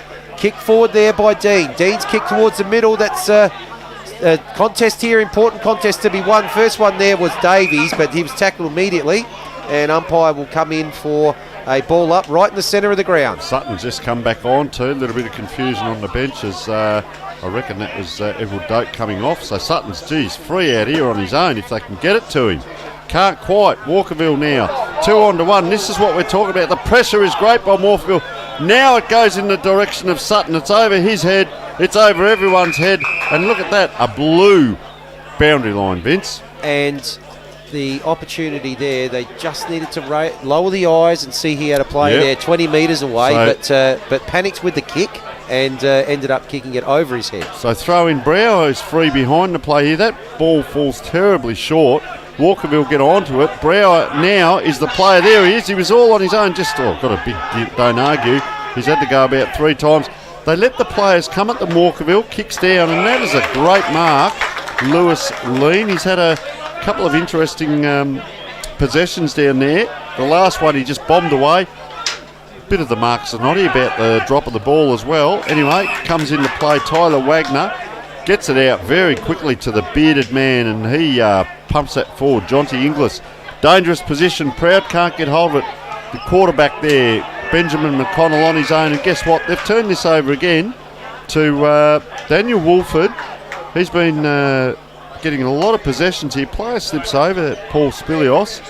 On the ground, another player slips over. It must be just a wet spot. I told you about the dogs out here. There's one in the background. Get that dog away from the ground, because I've been in a very bad position out there. There it is, tied up, and maybe that's why it's slippery out there, Vince, as it comes in. So Proud with the tap. Gets it over there to Calorie. Now the kick's going to come inside 50. Looking there for Bristow, but he's been outmarked. Wow. And that's an excellent mark there by Lewis Lee. That's done very well down back again. He's got an awkward kicking style, but finds Gregson. Gregson probably 30 metres from his defensive goal in the middle of the ground. Short kick out wide. Got another free player out there. Right over on the other side of the ground. Gregson offers they're just chipping away at it here. Still inside. There's 4 kicks inside 50. Now he likes what he sees out wide. Coming out here looking for Godlewski. Oh, that's a really, really good mark. Stretched his arms up, didn't he? Under pressure from Adam Law, but his kicks doesn't really match. Good spoil there, and that's by Brow. Now the ball's in dispute. It's picked up here. First one there, Jack Rowe. Call for holding the ball. Not paid. Inglis with a quick snap forward, but I think it's going to be mopped up. He's been good. That's been good. He's been good at the back. In fact, their back line has been good. McConnell and Lee. Yep. So up towards the wing. 2-on-1 over the back of the pack. First one there looks like it's going to be Johns Inglis. He's got time to assess. Ooh. Goes short. And good mark. Excellent mark taken there by Jai Drake. Gee, he's had a fantastic 5 minutes. Good little player, isn't he? Yeah. Got it. He goes in towards the forward 50. That kick could go over the pack, and there's another good mark. There by Godlewski again. Excellent intercept marks. Ball goes out wide. Over to Edward Doak. Right on the wing. Going to assess his options. Got one here in the middle. Big Fraser Smith ignores that. Goes long. Inside 50. Pack forms. Matty Doldig doing the roving again. Ball goes in towards the forward square, but it's going to be brought out. So Matty Doldig doing more roving than leading at the moment. Ball in the middle of the ground, and that's a great pair of dukes by young Jai Drake. We'd like to get a bit more information on it because Walkerville got a lot of boarders and kids from the country that come and play for them down here. And wow, big pack forms. This time it's a punch into the, right in front of goals now. Can't quite pick it up. Just paddling that ball was Paul Spilius. Oh, player goes to ground there.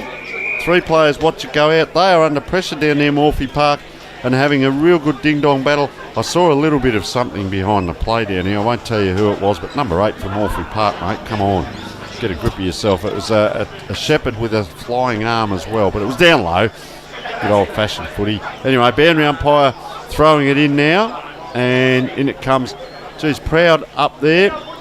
Man with the helmet on. Couldn't quite get it out. Oh, just dropped that ball there was Godlewski again. They're under pressure, about 40 out. Max Proud. Geez, he's so relaxed. Just puts it on the boot. And a little bit offline.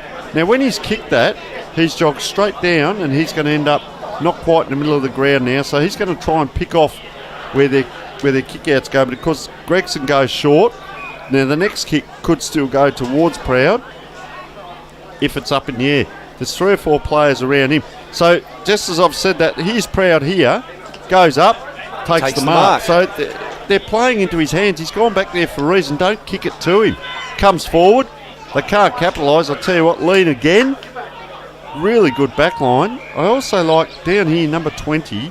He's just working hard. Dion Brown not getting the ball, but he's coming square. And he's a long way off his player. Proud it is, taps back. They're all onto it, Walkerville. Kersner it is. It's rolling now. It's rolled about 20 metres away from goal. It'll be 2 kicks away. Quick handball. Just a bomb forward. Who's in front here? Oh, unable to get to it. Proud it is, can't get down either.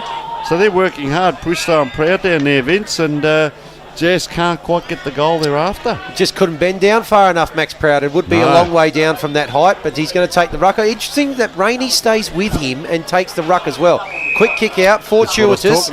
Ends with Dion Brow. Now, he's been spending a bit of time by himself out here, him and Johns Inglis. So now the kick right out in front of us here. So he goes to a 1-on-1. Good spoil there by Mackenzie, and that's going to take it out of play. He's quite happy to go toe-to-toe with Byron Murphy. I think there was a little bit of jumper pulling there, but the umpire let it go, didn't he? Let it go. So give and you shall receive. So ball in here, just on forward to centre wing for the Cats. Quick handball there by Dane Thompson, but smothered, and now quick kick forward by, and again, is this... It is number 20 again. Yeah. Dion Brow just staying out by himself and just finding a nice little pocket to collect up a whole heap of possessions. So the numbers. There's a push out that's been paid. That's going to go to Chris Barnes, and I suspect that he'd be having a shot from just outside 50 there. So Chris Barnes starting inside the centre square. Bit of a shove in the before the ball got to the marking contest.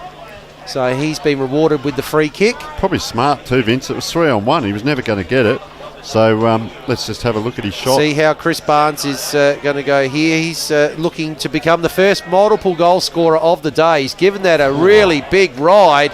that going to go all the way? Not quite there. Ball's now going to go eventually out of bounds. Yes, umpire calls it. And let's go down to Peter. And they're reasonably well assured that the wind is going to the northern end of the ground. We've had 5 goals to 4, so 9 goals and equally shared. And it's a good scrap. It's a very tight, tough game.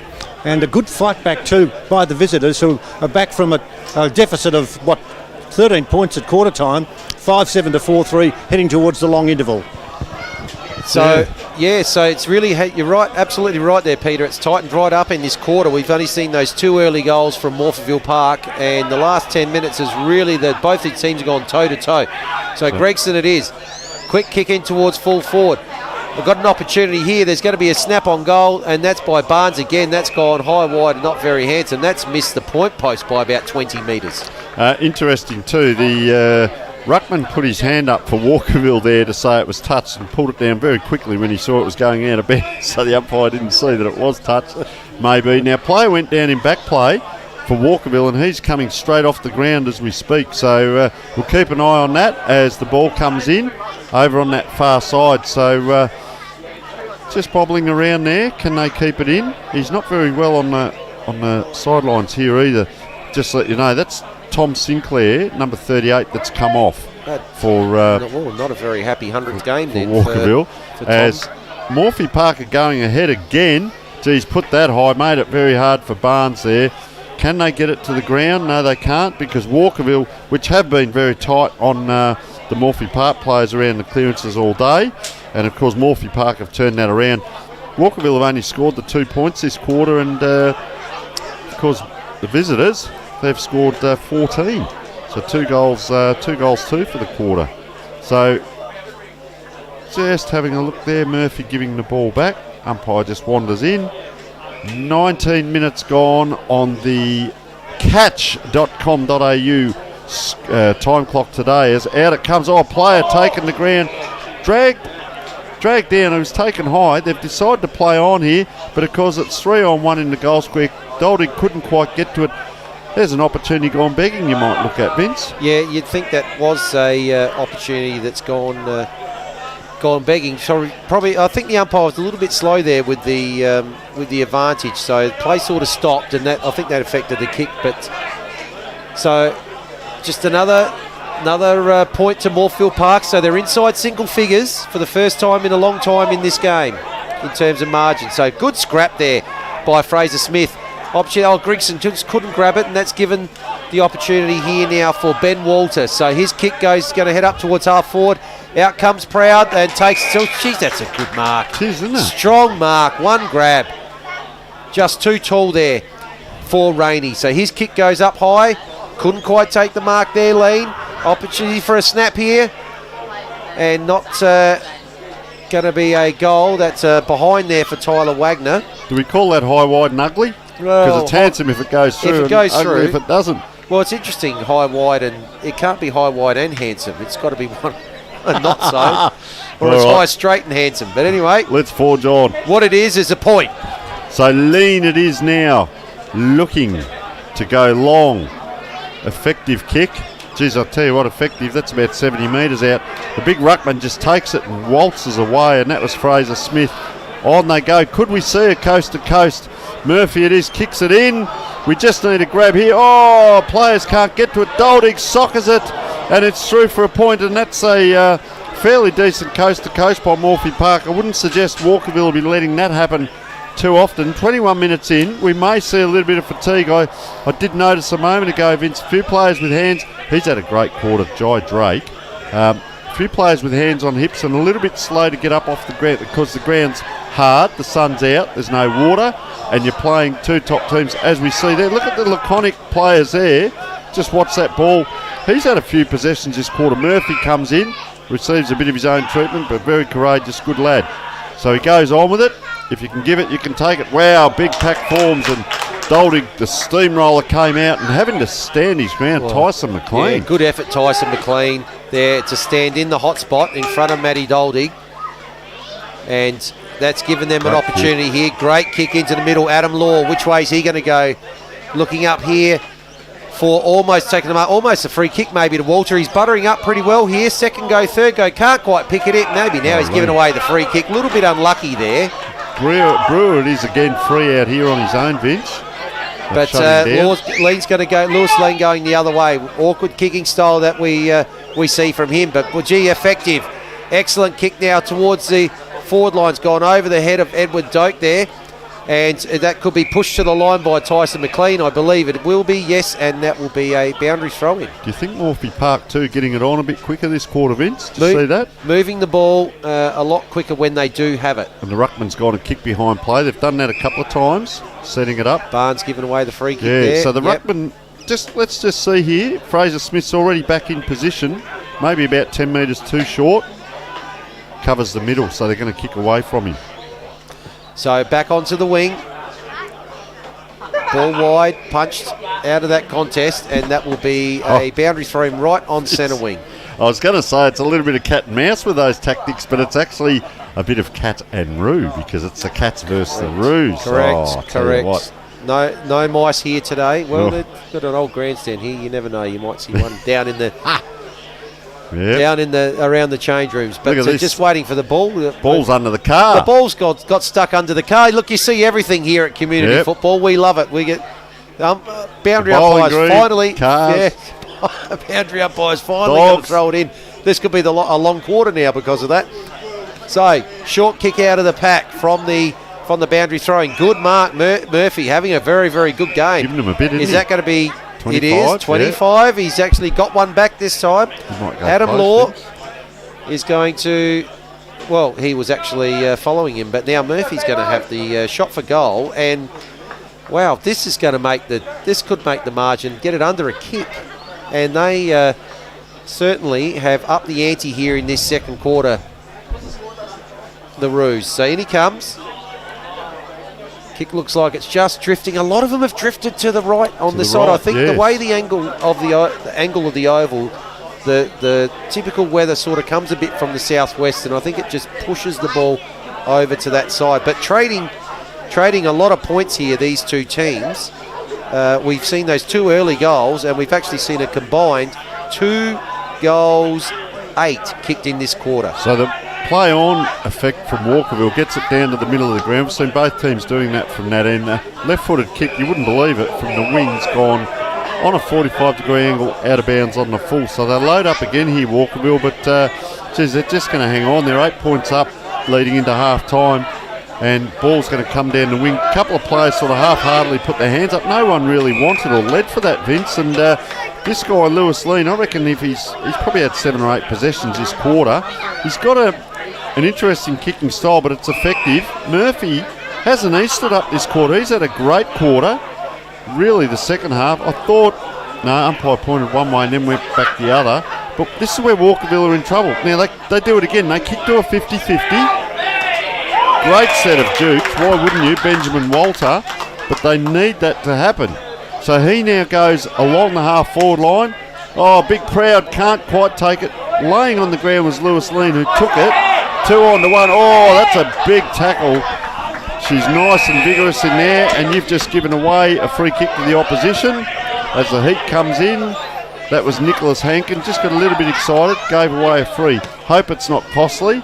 Tom Sinclair in his 100th, back on the ground. That's great to see. Beats everyone, except for Kai Dean. Guess what? Gives it back to Sinclair. He says, have another in your 100th. So you see the centre circle, the blue line. A little bit more accurate kick, kicks to Proud, and he stands up in between two players. Yep. He went up vertical, and the other two went horizontal like the 10-pin bowl. Bounced off him, that's it. He looks a little bit sore. He's going to kick this. Now, he's going to kick this from 45. I'll call this for you. He's 45 on a little bit of an angle, but he's just so relaxed in his kicking style. Goes back. No urgency about it because we're 26 and a half minutes into the quarter. Beautiful kicking style. Just wanders in. He'd be probably 6'3", 6'4", I reckon. There he goes. Little bend of the knee. Post height. Halfway up and through for a point. So the kicking style was all right, and because we're not seeing the ball get carried across the goals at that end, that's a straight one. How many points has he kicked, Vince? You got a few there. I reckon he's got a couple at least as well. So Gregson comes in, and Jesse Martin it is with the helmet on. Won't have a shot from there, I wouldn't suggest, as we come into the half-time break. And Walkerville 5-9-39. 4 points for that quarter. 4 points. And, of course, Morphy Park 4 goals, 6. And, you know, they kicked 2 goals, 5 that quarter. That could have been 6 goals, 1. You know, so big quarter. That quarter, and good to see them fight back. We've got the game that we wanted on our hands, Vince, by all accounts. Very close start, and we're going to just see Peter's got the assistant coach, is it, of Morphettville Park. Let's talk turkey. Let's go to Scott McDermott, who has been here longer than I have today. I saw you earlier on, but you had different clobber on. How many jobs do you actually do at the football? I do a few, but I was roped into doing the C-grade runners effort this week, and it was a bit better than last week because I had to do the boundary umpiring last week, so less running this week, so I was happy with that. The guys are looking pretty buoyant because it was a good first half, but there's stories that come out of football, and one of them in particular, we mentioned in our call earlier on, number 13, as a defender from Morphettville Park, was running around and chasing Mr. Proud, who was number 6. I didn't realise something special happened in his life last week. Exactly. Aaron Rainey, he's our fullback, and he's been playing fullback ever since he probably came to the club back in under 16, 18 days. And last week up at Pulteney, we thought we put him in the forward lines for the last quarter, and he managed to snag his first goal for the club. So after probably a good 8 years at the club, his first goal, so he was pretty happy with himself. Right. So what, did he go and get a haircut or something, did he? No, you can see he's got a pretty good haircut there. The boys love that, so he's always good. We need the energy of people like yourself to tick away and make football clubs work. How tough is it in these conditions, and I'm talking about dollars and cents that are available and players that you need to select are available, what's it been like? It's always tough, and you always rely on your sponsors and things like that. We've got a good sponsor coordinator, Nick Shanks, this year. He's done fantastic with our sponsorship this year. It's probably double compared to what it was last year. Tough times with COVID and things like that as well, so it's always hard to get dollars, but yeah, things like that just help out with obviously trying to get players to your club as well.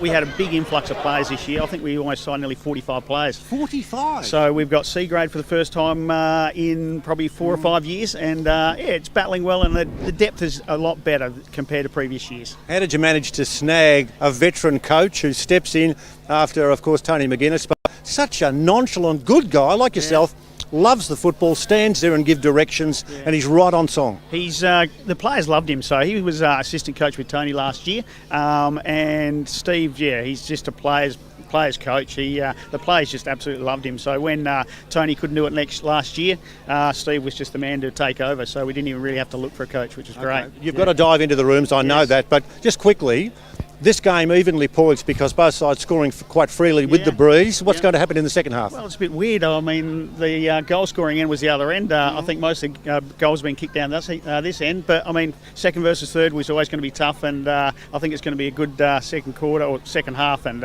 hopefully we can do the go away with the win. And a good lead up to the final series. Yeah, exactly. I mean, we're playing Pembroke next week. So these are the two teams we're going to be playing in finals. So it's a good hit out for us. And did you find out if that Pembroke bloke's kicked 100 goals or if he's in the Northern Territory or is where is he? Well, that's what we mean. We heard he was in the Northern Territory, but I'm pretty sure he should have kicked his 100 by now. Good stuff. Thanks a lot for saying hello. Easy done. Thanks, boys. Good stuff. Lots of these people around, and I'll tell you what, this is where football is at its very best, when you get your supporters, and we've got them here, and of course we've got the coverage that we hope you're enjoying as I stand here with a bit of slip, slop and slap awaiting me, boys.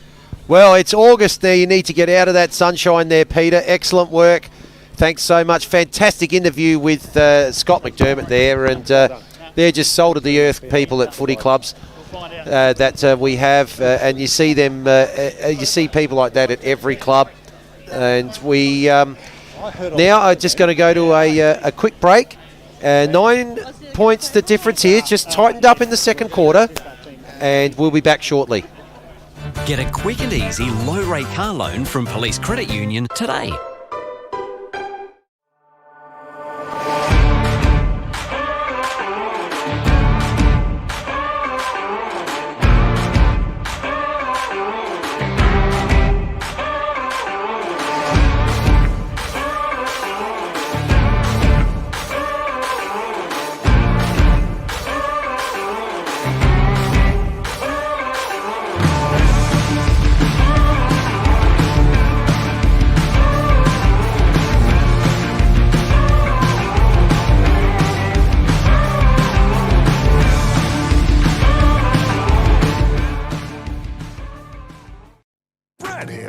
great all-rounder. He likes the Catch app to get anything he needs fast, like Brad's Pit, Brad's Mitt, Brad's Kit, and Brad's air freshener. Yes, for anything they need, everyday Aussies, check out Catch.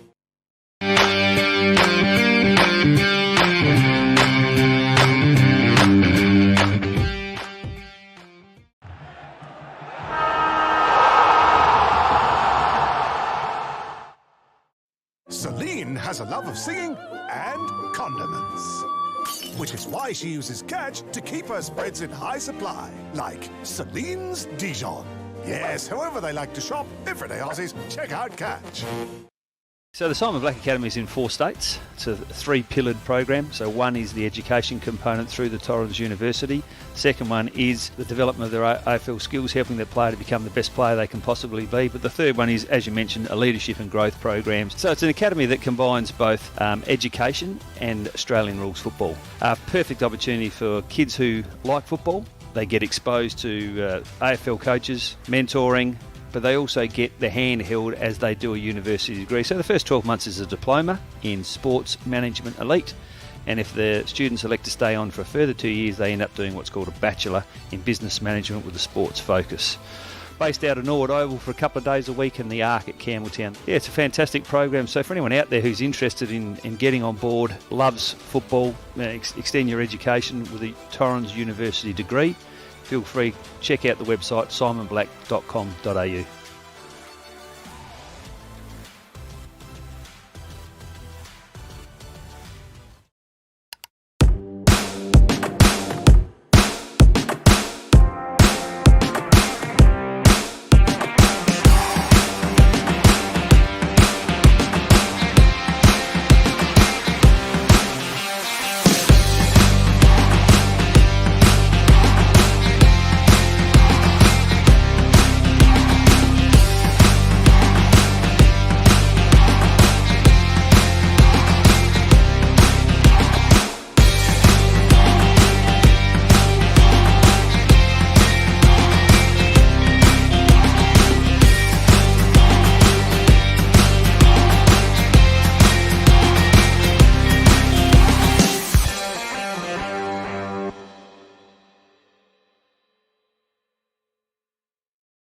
Get a quick and easy low-rate car loan from Police Credit Union today.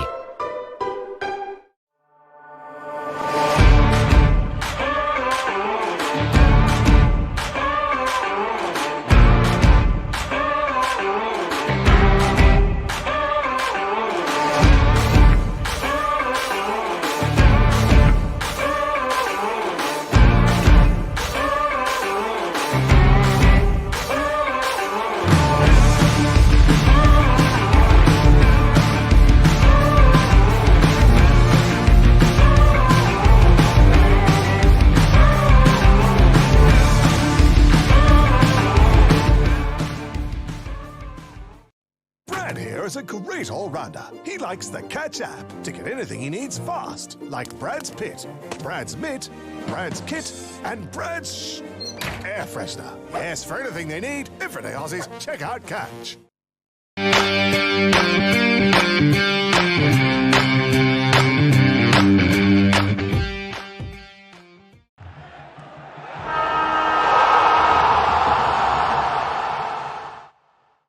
Celine has a love of singing and condiments, which is why she uses Catch to keep her spreads in high supply, like Celine's Dijon.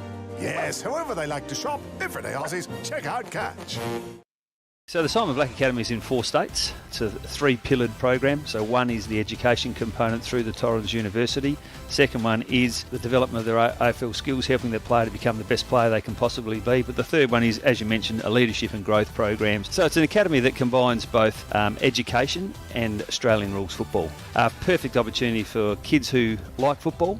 They get exposed to AFL coaches, mentoring, but they also get the hand held as they do a university degree. So the first 12 months is a diploma in sports management elite, and if the students elect to stay on for a further 2 years, they end up doing what's called a bachelor in business management with a sports focus.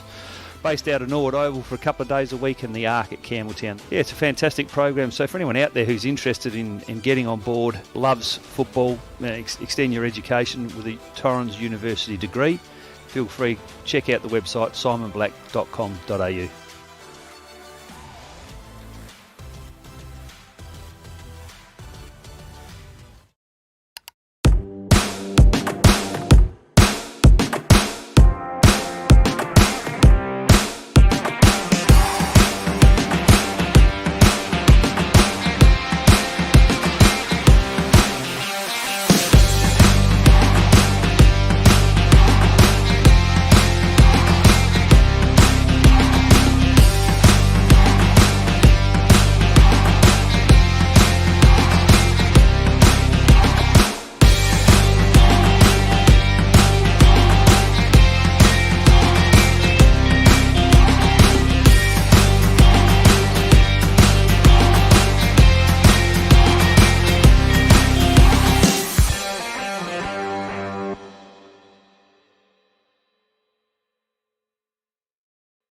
Welcome back here to the home of the Cats. So quarter 2, 9 points the difference at the moment. Inside 50s, very even. Tackle still well in favour of Walkerville, which is interesting. Hit out still in favour of Walkerville in that quarter. And we're going to cross to Peter, who's on the boundary as we watch the Morphettville Park side come out. Thank you, Vince. And look, a very special thank you to Mark Whiteman. I've never met Mark. I know what his answering machine sounds like, and I know he's associated as the president with the club that has the production of Alex Forster, and that's Pembroke. We were craving for information about what Alex was doing today. He was sitting on 99 goals. The story was that he was up in the Northern Territory. We didn't know whether he was back. We didn't know if when he came back he'd have to isolate because of the issues that we're experiencing or enduring. Thank you, Mark, for giving us the information and enabling us to pass on to our viewers and our consumers. Forster snagged a goal in the first 5 minutes of the first quarter and reached 1-0-0. Congratulations, Alex Forster, and well done to the Pembroke Club for putting out that information via Mark Whitman. That's what it's all about, information sharing, communicative skills, and Pembroke, you deserve a big fat tick for your performances. That's the good news from the Pembroke camp. This game here is rock and roll stuff. The sun is beating down. The players are out and about to start their second half. And as I look over my right shoulder, 5-9-39 to 4 goals. What is it? Let's have a look. 4-6-30. Close tussle. Hope you're enjoying our coverage. And I should just give one plug. The beanie that I've got on my scone will be passed on to the best player on the ground at the duration of the final quarter, plus a pair of thongs. Stand by for lots to follow in our day at the footy at Walkerville. Magnificent work there, Peter. Yes, the Archie's thongs, the players always look forward to getting those, as well as their dartfish beanie, which they do need to wear during the training the following week. That seems to become a bit of an unwritten rule, so we would expect, well, it's a number of players so far in this game that we'd be looking at. All single goal kickers so far. Only the 2 goal kickers in that second quarter for Morphettville Park. Let's not go through the point kickers, though, because we be here for about the next 20 minutes. So combined in that quarter, 2 goals, 9. So let's hopefully we see people have got their kicking boots on at the start of this second half, and we see a few more start going right through the middle, Tony. Yes, and talking about the middle, Vince, thanks to Cam, our magnificent stat taker here. It's interesting with the clearances because 11 that quarter to Walkerville and 7 to Morphy Park. So they're still behind on the clearances, and it's 21-13. So 4 the difference in the first quarter, 4 the difference in the second quarter. But of course, Morphy Park, what I wrote there was a lot of pressure in that quarter. As you said, 5 to 4 points, could have been more. A little bit of fatigue, I noticed with Walkerville. Kicks to 50-50, not leading to the ball, but we're on now. Big Brady's way in the middle. Up he goes, but of course the tap won by Fraser Smith. Down forward they come. Walkerville can't capitalise, and this is Jack Sutton. Very stoic back there in defence. Big long high kick, but you'll see that hit space. Murphy's done a mountain of work there in that forward line in the second quarter and got after that one. I hope he's not holding the top of the groin there. As ball on the half-forward flank. Good spot for Morphy Park to have it. You'll see the ground bathed in sunshine.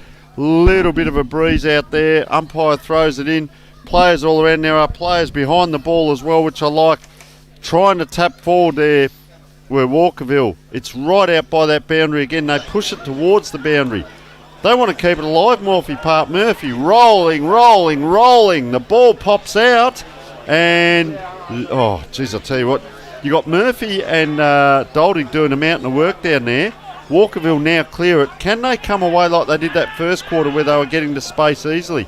Just a kick around the corner there by Tom Sinclair. 100-game experience now. Far side. Elects for the handball, John D. Inglis. Probably had his... He had a bit of it last quarter, but had his colours low. And there's we see that leap by Aaron Rainey. Up he goes. Goal scorer last week. Proud has it. Comes forward one-on-one. Gets a fist to it, there's Jesse Martin. Walkerville are leading towards the ball. As you do, the player running towards the ball gets it. They are under pressure down there. Daniel Kellery gets it to good space in front of goal. Tackled big. What a spot for a fantastic tackle, what we call the hot spot, and couldn't get away with it. Benjamin Walter. Yeah, so goal-saving tackle, that one. And his kick comes out wide, one-on-one. Good spoil there by Callery. Comes to the front of the pack. Grigson applies the tackle immediately, and that ball's going nowhere. The umpire now will come and ball it up. Up it goes. Neither ruckman gets it, but well sharked there by Walter, who actually went up for the ruck, but then his tackle, the ball spilled out, and excellent tackle applied there by Grigson. Starting to rack up the numbers. Yeah, starting to get into quite a few possessions, especially in the second quarter came into the game. Lovely looking kick, good take. Well done. Like this guy's game, Edward Doak. He's been the link man. I reckon he'd have the most inside 50s out of anyone on the ground. Ball goes over the back. Oh, here goes a Doldig doing the roving again. Barnes gets the handball. Over to Dean. Dean goes for the snap and the first goal. That's 3 goals in a row now to the visitors. And they are now within 3 points after having some opportunities to do so. So having a look at this Take us through replay. The celebration, Vince. Going through, Doldig does the roving again off the pack, gets it across. Barnes with the handball over to young Kai Dean, and he becomes the first multiple goal kicker of the day. Now, Vince, how often would you see Doldig and Barnes giving the ball away within 10 metres of the goals? Well, for Morphy Park, they are practicing. I said this. They're practicing. I'm telling you, we've had an epiphany here because both those two are their 2 leading goal kickers, and they're actually giving it away. Getting the most assists for the day. They're probably having a gliding by. He's passing it on. He's not going to have a shot himself. It's the decoy. Well played. No, well played to the key forwards. I mean, that's just great team building stuff to see. So ball in the forward pocket now for Walkerville. Umpire, geez, even the poor old boundary umpire looks a bit fatigued. Geez, big throw in out the back, please. See, Rainey there.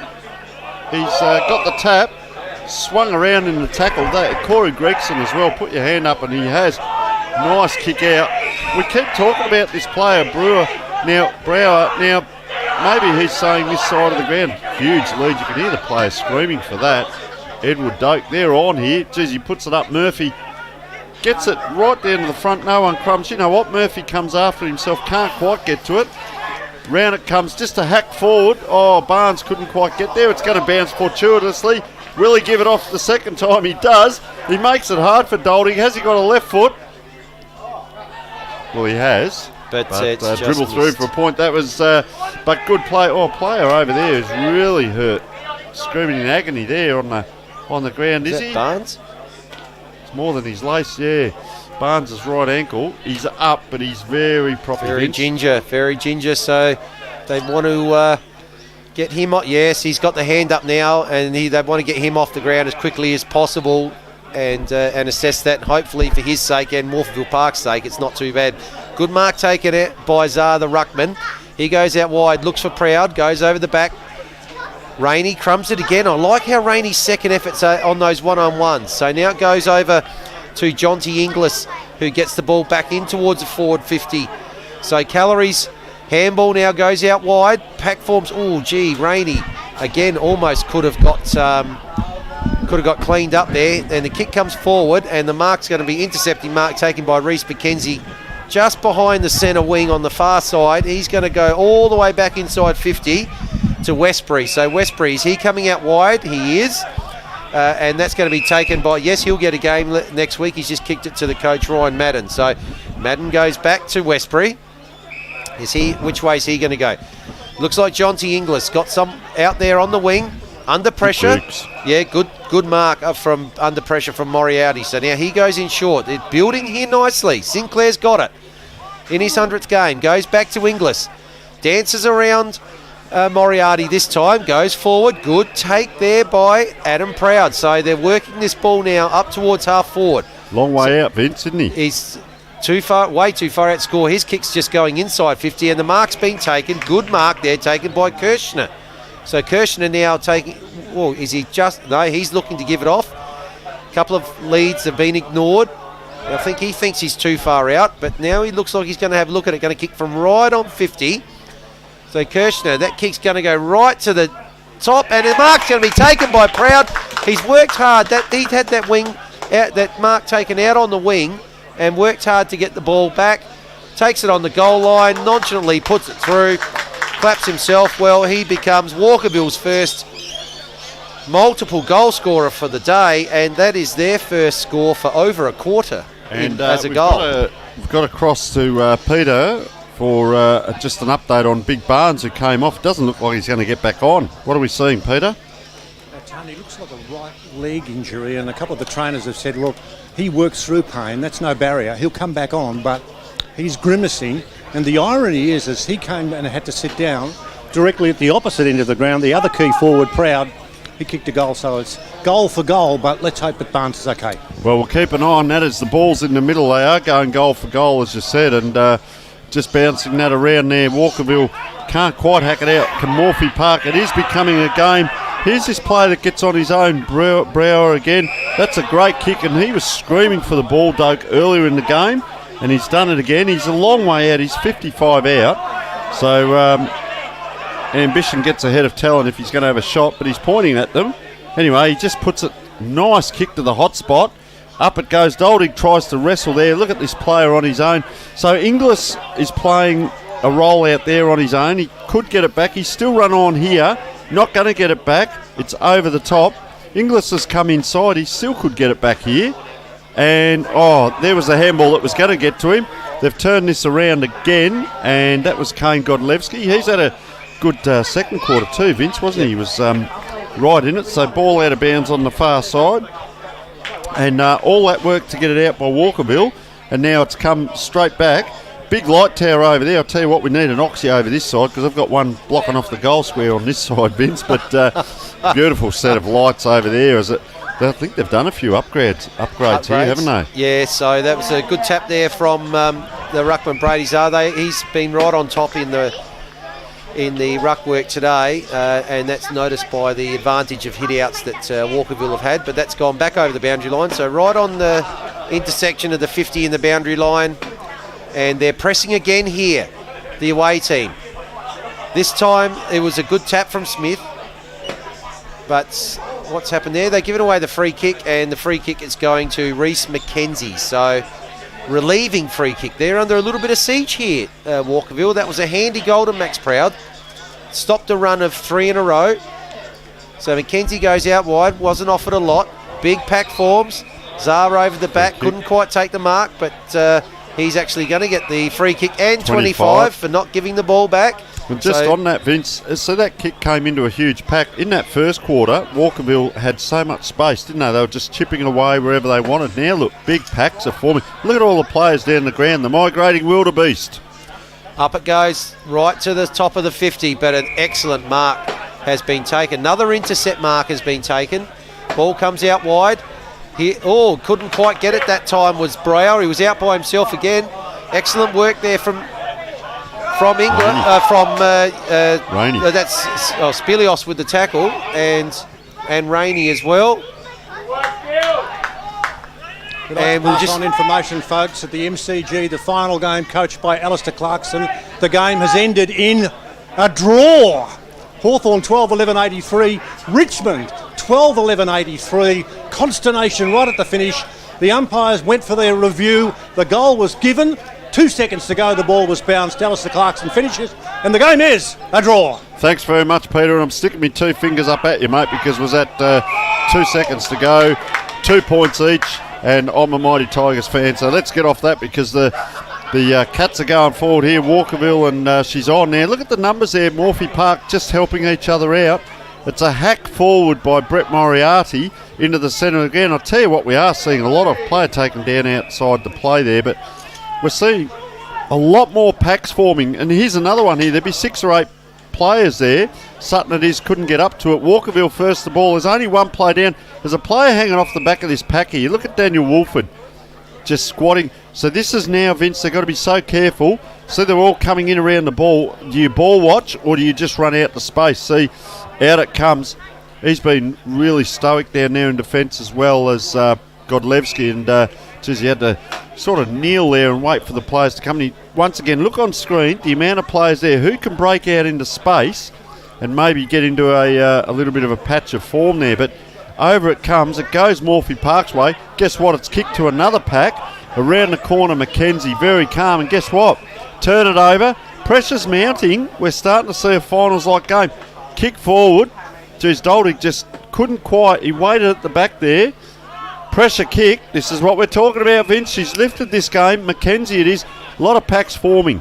Ball outside 50. Well, we talked at the start of the game as the kick comes in and it's going to be intercepted. Good intercept Mistakes, mark taken fatigue, by mental Blewett. and physical. But we talked about the coaches. How much do they give away? How much do they let the opposition see before the finals? But the players out there right at the moment, they don't care. It's not 8 points the difference, and they just want to win this game. They want bragging rights for 2 weeks' time. Big tap on there by the Matthew Martin, the ruckman. So now the ball's going to be cleared out. First one there is going to be Gregson. Goes with the handball. Good handball there to Dean. Dean's kick towards the middle. That could be turned over again. Couldn't quite take the mark there. Was Zar the ruckman. His kick is high up, looking for Martin again. Oh, it's going to be sharked by Proud. 1 bounce, 2 bounce, rolling and goaling. He knew what he was doing then, Adam Proud. That's his third. Have a look at this off the pack. There it goes. What's happening? It's become almost like the old-fashioned kick-to-kick, a little bit of circle work, and it was just a hack forward, let's be honest. Up it went. Look, 2 on 1. Proud just weighted down, kicked that along the ground, and it curled, as it's done all day, curled back around, and a nice goal there. Gives them that little bit of a break. It's only 2 goals, 2 on the scoreboard, and the way this game is going, could be anyone's here. Morphy Park could go ahead here. So, just looking at that centre circle break, you can see everyone's on everyone within reason. 2 metres is still a bit of time and space, but the wings are playing off each other on both sides of the ground. So the space through the middle allows Wolford to go straight to centre half forward, and trying to get after that was Rainey again. Needs to capitalise, applies the tackle. Proud now gets it out. Rainey and this little one, Kane Godlewski, they're undersized compared to the bigger Walkerville opponents, and yet they're doing a great job. And this is Godlewski down there. They look similar. So he's just going to come wide. Can they steady? They need a bit of time. Lewis lean. The trouble with Lewis is he'll kick this up to a 50-50. 3 on 1. Walkerville can't get to it, so coming through Benjamin McConnell. So they went inside to come outside. Gregson takes them on. Steps inside. Well-weighted kick that had to hit. Murphy couldn't take it.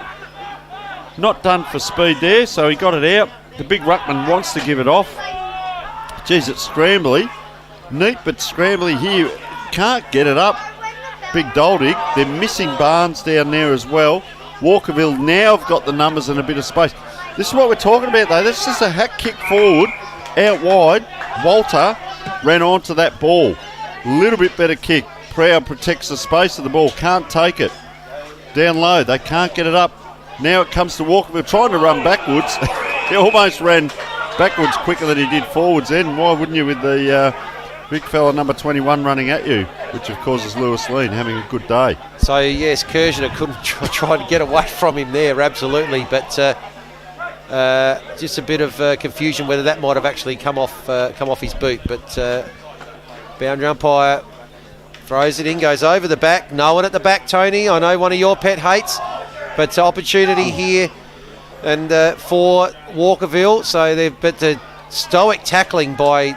Oh, it's ended up with Martin. Martin with the snap, and that's going to be marked by the goalkeeper, Lewis Lean on the back square all by himself. Good news too for Morphettville, because Chris Barnes, who came off with a leg injury, probably about 10 minutes ago, he's standing next to the coach now, been given instructions. His right leg's been wrapped up, but he's ready to come back on, and he'll add some bite to what is a pretty venomous forward line. Excellent, yes, they were missing him. We mentioned that a couple of minutes ago. Thank you very much, Peter. So ball inside 50 again here for the home side, and that's an excellent tackle in the forward 50. It's what you like to see by Adam Law, to see forwards tackling, and Lewis Lean's just going nowhere when he collected that ball. 16.5 minutes on the catch.com.au time clock, and Walkerville are really doing a mountain of work here to try and get a score. Both teams are. It's hard work, it's physical, you can see that there. Barnes is, I think he has come on now. He's down deep to the right of screen here if Morphy Park can get it here. I'll be interested to see whether we'll see much of this free-flowing game out in space now, because players are just congesting. There's a lot of players, well, every player is in this half on this side of the ground. So we see this ball up. Who really wants it hard enough, Vince? That's what it's going to come down to now. It's fitness. You know, yes, the ruckman can tap like that, but what's going to happen next? Not much movement. Ruckman going again, protect the space. Just a hack forward. It's going to be fortuitous now. Player getting after it, couldn't quite pick it up. That was Sutton, sorry. Murphy gives them something. A hack forward by Liam Lusty. Spinning ball forward. Now the battle is on. So we've seen a battle to the left of screen.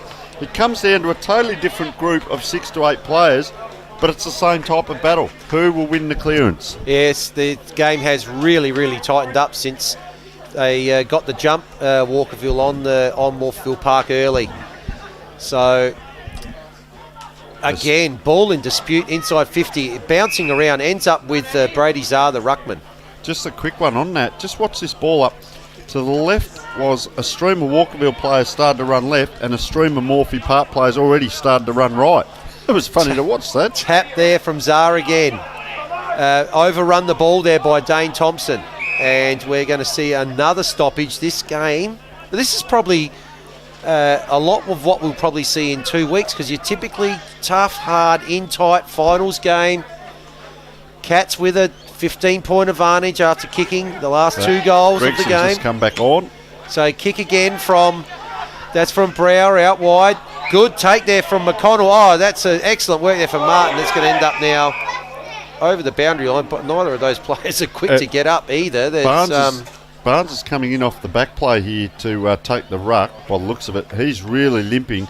He's done up like far up. I'd like to know what the medical budget is down at Morphy Park, because Barnes has got that much tape on, and then Benjamin McConnell, I reckon he's got his own weight in tape wrapped around both knees and hamstring there. So they must have a pretty good budget or a good sponsor, as we see a free kick come out to just wait for this player to turn around. And he was the player who got that ball from half back down here before Liam Lusty. Obviously they follow it down in a swarm, a bit like Clarko's cluster.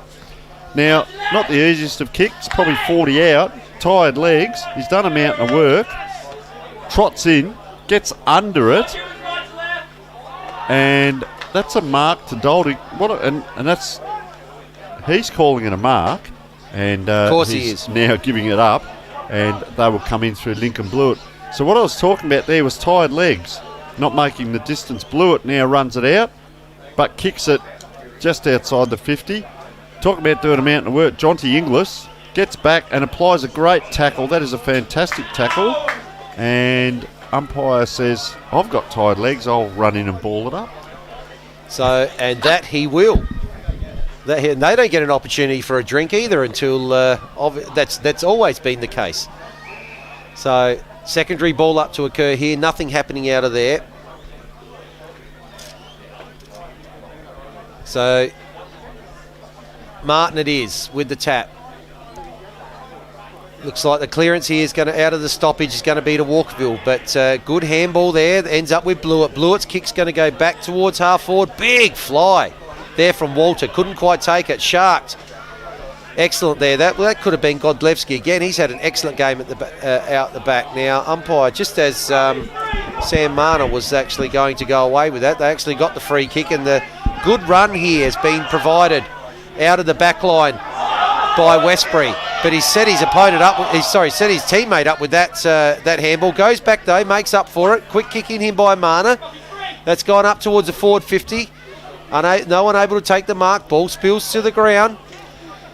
Looks like it's Brady Czar after it again. I've liked his second efforts. He's done some really good work. Ends up now out wide with Spilios.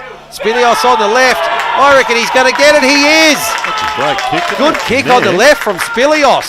From just inside 50. If we have a look at this again, I think he was just going to go and try and square that to the top of the... Have a look here where he gets it. Out the back. Gets around. I think he was just going for the top of the square and it kept going. And I'll tell you who got that out to him was Jai Drake, which was very good. Interesting there, Walkerville on the far side had 2 or 3 players without anyone near them for 40, 50 metres, and Morphy Park had it on this side of the ground if it had come out. Doldig, of course, his player ran off him, Luke Westbury, to his credit, ran all the way down to the centre of the ground to try and make an impact again, but that was nice work by Westbury to think about doing that, because it's ended up with a Walkerville goal. Gregson now really been racking up the touches. Nice left-handed handball. They do weight off a little bit. McConnell, that's a high kick. That's making it hard for the forwards. Poor old Barnes can't run. Here he is here because he's ran himself into trouble. He just can't get motoring. Doldig taken high, and he'll be... that's a big, big man to bring down, trust me. And he's going to get a free kick. Good work by Barnes there, but the poor bloke, he's playing on one leg and he just ran forward and kicked it straight into the Walkerville players. It's making hard work to get their goals, but of course, Doldig, recipient of a free, should not miss now. Oh, don't tell me. He hasn't. No, he hasn't. Of course he hasn't. That's his second, Vince, but he may have only kicked 2, but he's done a mountain of work. And we're going to listen to Peter Walsh down on the boundary. Tony, expectations at half-time that this would be a real tight struggle. That is exactly what is happening when you get a goal to the favoured team, the home team, and they sneak away to a couple in front. It doesn't take long for Morphettville and their pretty boisterous gathering below where I'm standing to hunt back into the chant, and we thought it might be a close game. Well, so far, we're heading for what will be a close game. Thanks very much for that, Peter. Outstanding down there on the boundary. And 13 points the difference is at the moment with Walkerville, what seems to be going to the scoring end at the moment. 3 goals to 2. Martin just grabs it out the ruck. Oh, handball was far too slick there for Wolford. He goes after it again. Ball right in the middle. Good handball out there from Wagner. It's gone out towards Jonty Inglis. Another ball comes forward there. Excellent pick up by Jack Rowe. What's he going to do? One way, the other way. Spins around. Handball now back to Wolford. Wolford tackled, not caught. Yes, called, holding the ball. Morphettville Park, surely they're going to play on here, and they do. Handball there comes over to Edward Doak. Doak with the short kick. Out towards half forward. Building here, Morphettville Park. They're coming again. They're not done with. Murphy. Murphy goes out wide. It's going to be picked up here by Kai Dean. It's snap around the corner, and the only one there is Lincoln Blewett. Takes the mark in the defensive goal square, and out it goes to Inglis. How's the space he's got out there, Inglis? This is what I'm talking about. They set up out there, Walkerville, and they're not accountable, Morphy Park. I'm just watching a couple of players now with hands on hips, but earlier a lot of the midfield players are just walking now through the midfield rather than jogging, although Morphy Park have set up a big line. Corey Gregson's doing a mountain of work, as we see. Nice mark there, Brady Zwar, the ruckman, just on 50. Doesn't like his chances, puts it to the hot spot. Why wouldn't you with Adam Proud?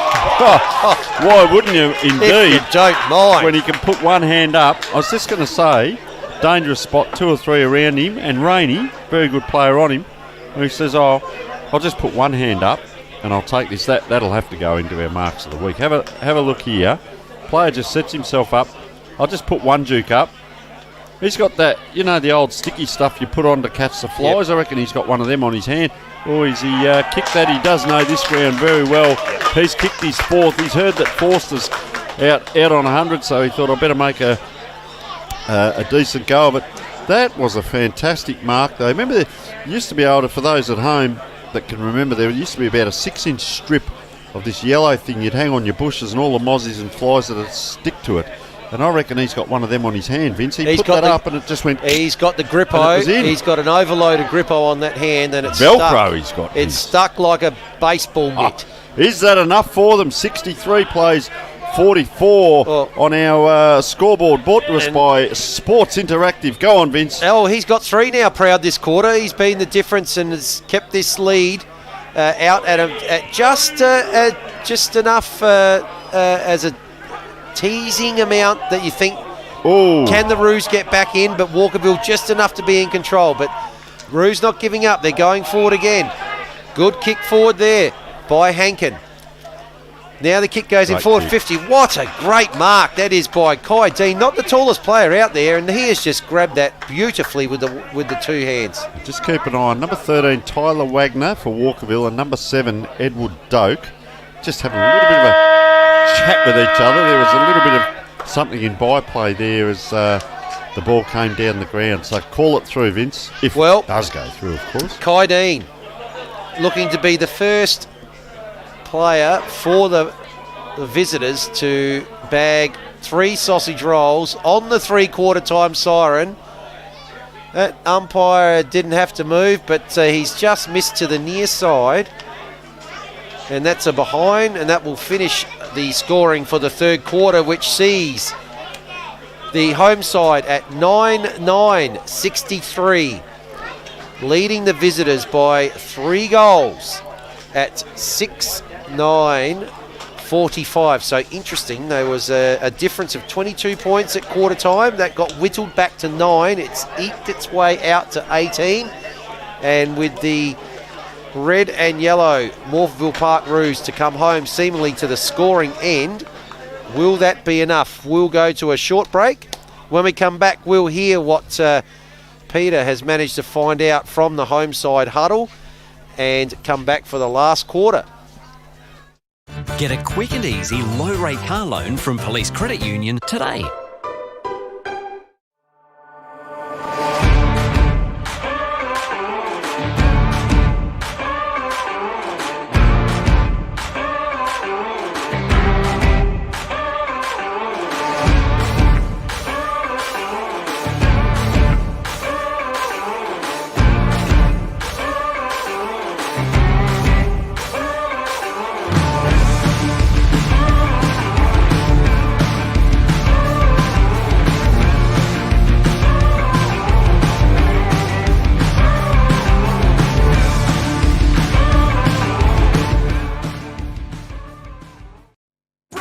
is a great all-rounder. He likes the Catch app to get anything he needs fast, like Brad's Pit, Brad's Mitt, Brad's Kit, and Brad's air freshener. Yes, for anything they need, everyday Aussies, check out Catch.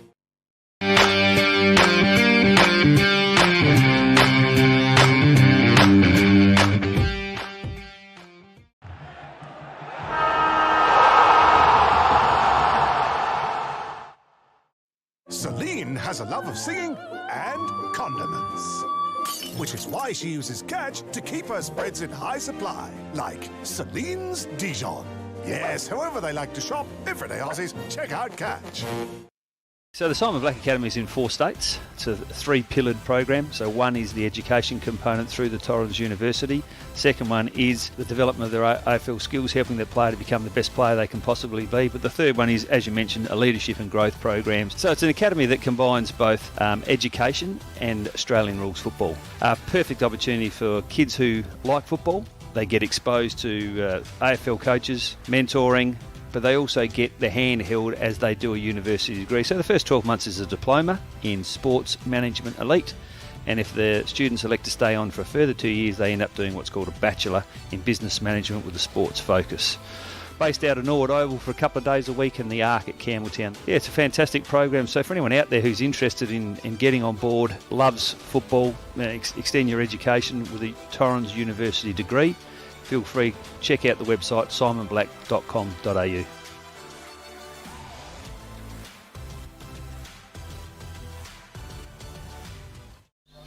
Welcome back, and you're with Peter Welsh on the boundary.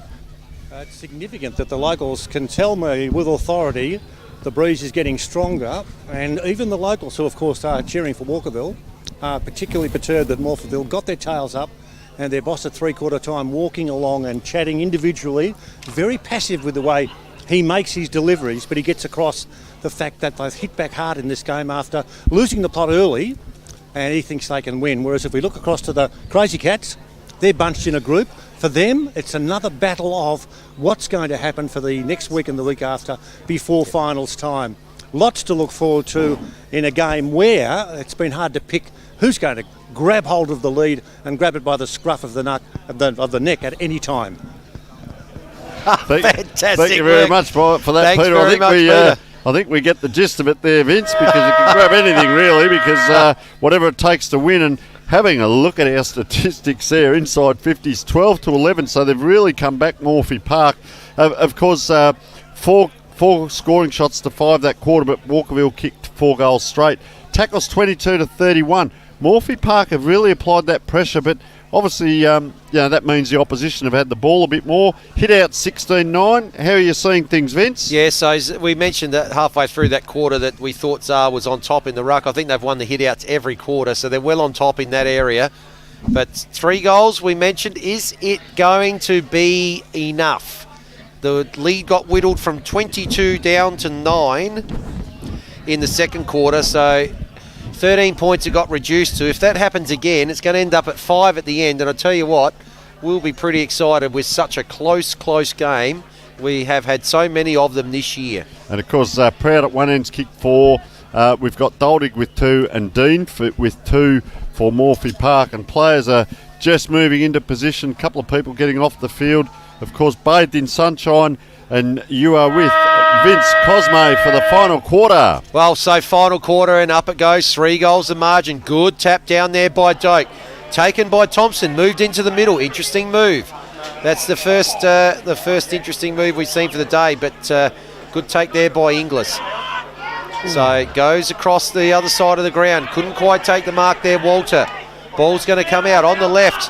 That was Dion Brow's going to get it back again. Now he goes on his favoured right. Ball goes inside 50. The mark going to be Watts. A good, strong grab there by Kai Dean. Not the tallest player in that forward line, but he's got a good set of jukes. Have a look at him walking out too. He's got the chest out. So he had the last shot after the siren, and he's going to have the first shot. He's just continued on. There hasn't been a break for him. That little kick by number 20 there, Dion Brower, he actually meant that little kick. Just watch this. Okay, so in he comes. He's hit that beautifully, straight at the left-hand post. It's faded through, and that goal umpire eventually did not move. It ended up straight over his head. That is exactly what they would have wanted in the first minute, was to get the first goal, and the pressure is now back on. A little bit of feeling. You see, like you said, Thompson in the middle, but Brower there, he had the ball. He actually controlled the little left foot. You don't have to be a perfect kick. Just controlled it along the ground, dribbled it, then received the handball back and did a great kick in. And wasn't that a strong mark? They're trying to give him a bit of attention down there, Dean, but it's no good doing it now after the ball's been and gone. He's kicked 3. Ball in the middle, Walkerville. Can they capitalise? It's Thompson again. So 2 clearances to Thompson, and Murphy's running on to this hard ball. Doesn't bounce up for either player. This is the pressure that Morphy Park put on. Remember that second quarter? They came back. Thompson, he's been instrumental. Bangs it forward again. Big Doldig. Oh, he almost spoiled Big Barnes. Over it comes here, Walkerville. A little bit of space. And I'll tell you, the player out wide that's about to get this now, I was just watching him then. Jonty Inglis has had a paddock out there, and he's had a pile of possessions. Walkerville on the far side. So, ball out on the centre wing. Up towards the two big guys, Martin and Proud. Neither can take the mark. Spills to the front. Opportunity here for the Cats. Ball comes out wide. Is that Inglis again doing a mountain of work on that side of the ground? Gets the handball over to Wolford. Wolford's got a short kick in. Good spoil from the Morphettville Park backline, and that has gone out with the torpedo. That's right back out on the wing. That's just get the ball out of here. And now there's going to be a ball in dispute. Excellent tackle applied by Thompson, and umpire's going to come in and ball that up. Centre wing. 2.5 minutes into the last quarter, 12 points of difference, and it looks like we're in for another very close game. Not as high scoring as the first time around, but certainly as close between these two sides. Czar gets a quick handball out, spoilt. Big handball forward there by Lewis Lean. Ball's going to bounce, taken here by Doak. Doak gets a handball to Gregson. Good handball back to Doak. Doak's kick inside 50. There he is again, Dean. But only got the one mid on at that time, and that spilled over the boundary line. And so we have a ball up, intersection of the 50 and the forward line for Morphettville Park. And Barnes just got Doldig's come out into the ruck, and he's pushed Barnes really deep there into the goal square. He has to work here, Matty Doldig. He punches forward, but Walkerville get it on his tap. Just a hack forward. We spoke about this. Oh, Morphy Park player unable to take it. They're slow to get up. That's a long kick towards Proud. What a great 50-50. Well done, young man. Rainey there. Manufactured that out. Just a hack kick forward. Now they've got numbers. Round it comes. They're into the umpy now because the ball's hit him. Oh, player could have been tripped there was Daniel Kellery. Haven't called much of him. That's a huge tackle. The umpires in the first half were really quick on the whistle. Now they're letting it go.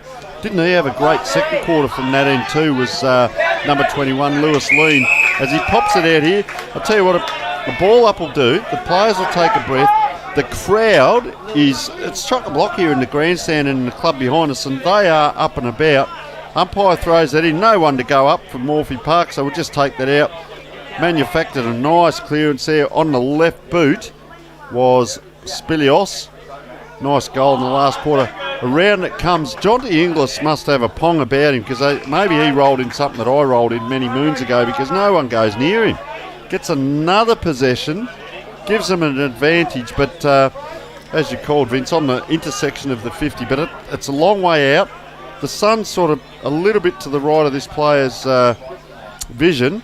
He's going to need a big kick. I tell you what, he's got hold of it right into the teeth of the square. Who can rove it? Bang!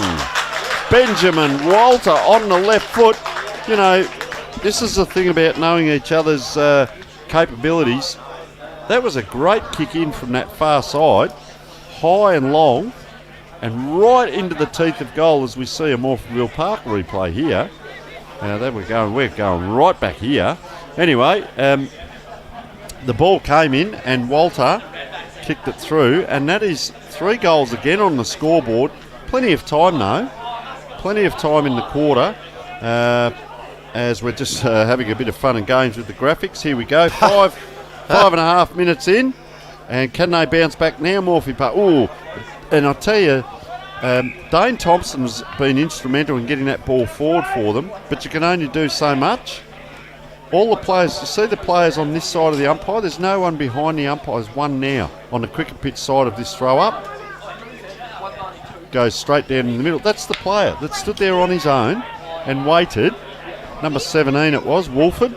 Very smart. They're through here, are they? Oh, not quite. Walter again. Can't get tackled from behind. Gives it backwards. Wolford again. Out wide. Jeez. How good has Rainey been out there? Underestimated. Oh, just a hat kick. That's not going to help anyone. Jeez, Walter's got a left foot screwy forward over the back. Oh, how good has Lewis Lean been in the back line? He has held them up time and time again. His kick goes out towards 50, but it could be intercepted. It will be.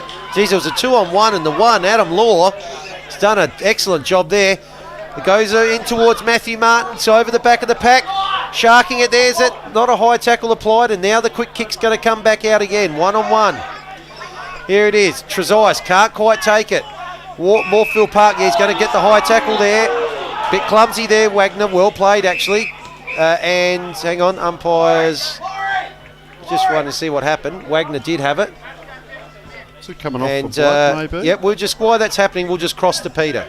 Significant changes on the bench for Morphettville Park. The gun runner himself, Edward Boakes, having a spell.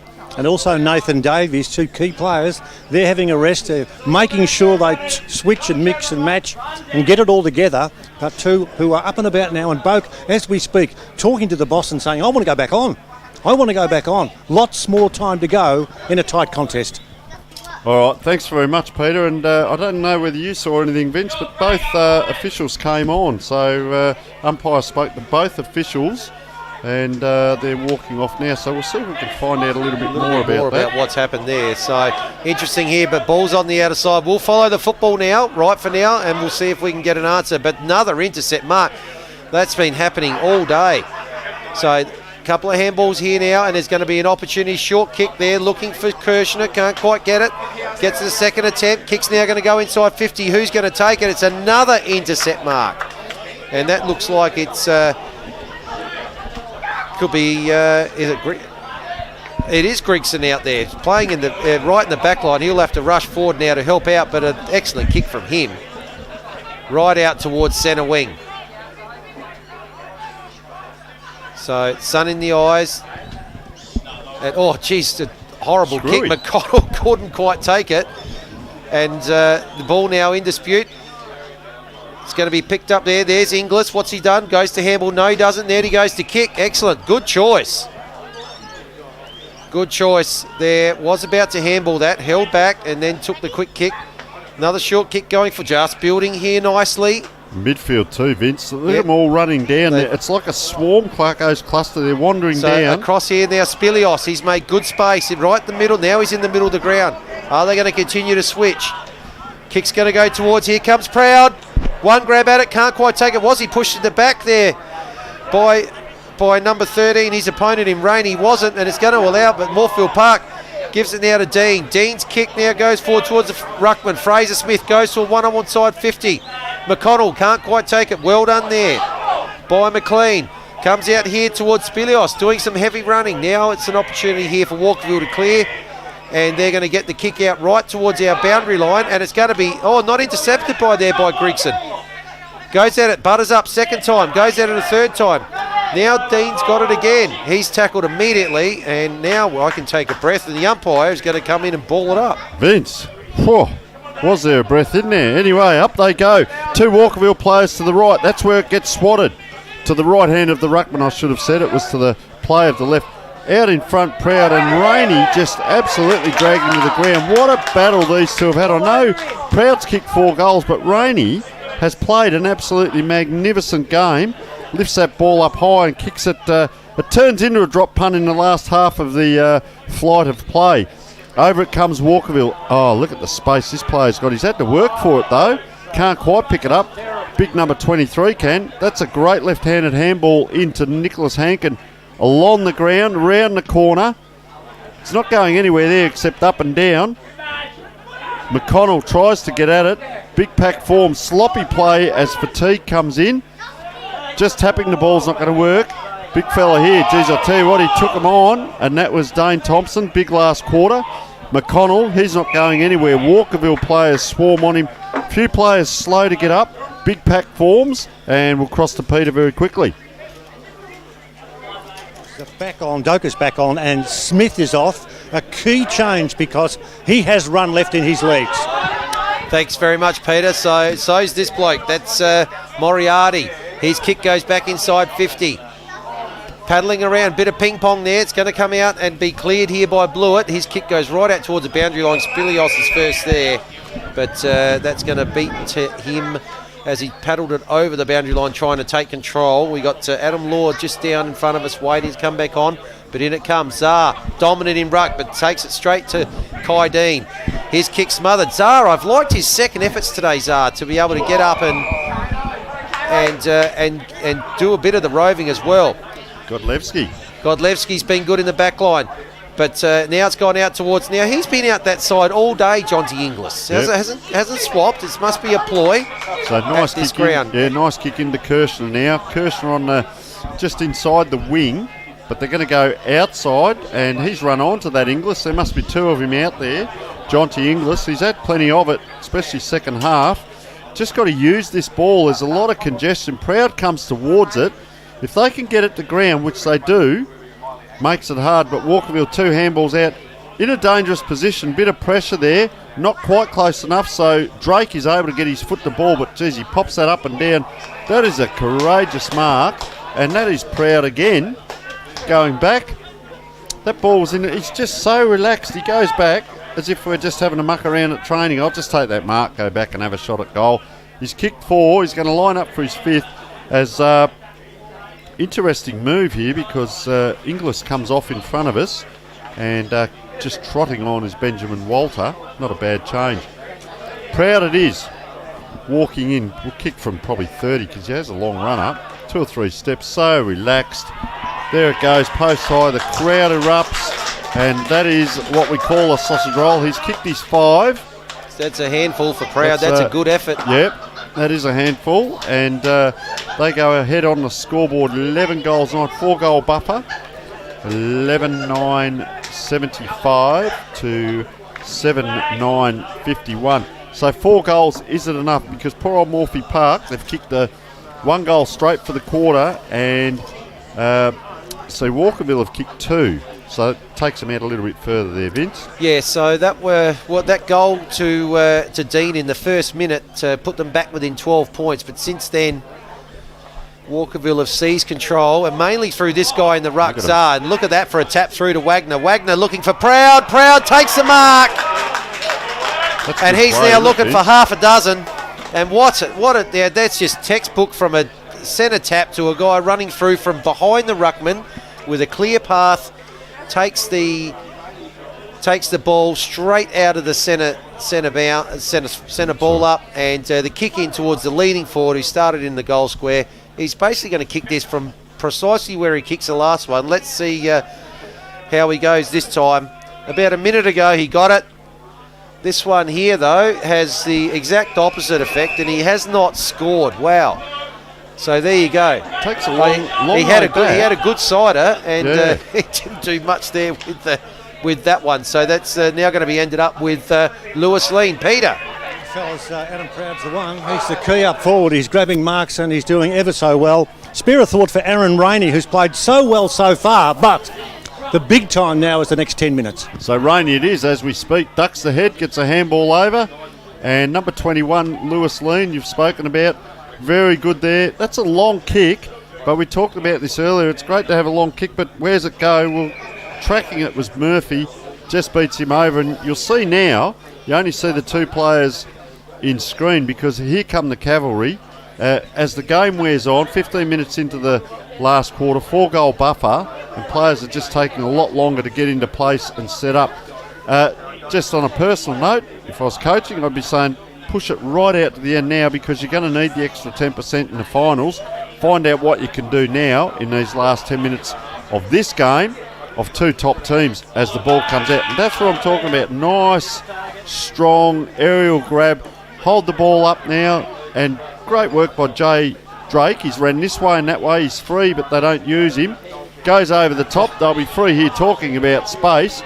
This is Kersner. Gets it forward. Oh, the big fella there, Matthew Martin, didn't look like he was going to get to it. So Daniel Kellery says, well, I'll just chip in and take it now. They're just getting on top now, but you do need to push and really run yourself out hard in a game and maybe try a few things now. If you get that 5-goal buffer, practice a few things for the next few weeks, move a few players around. Kellery it is. Runs in, a little bit toey under it. Crowd love it, the players on the ground love it, and that is a goal. And we're not quite sure.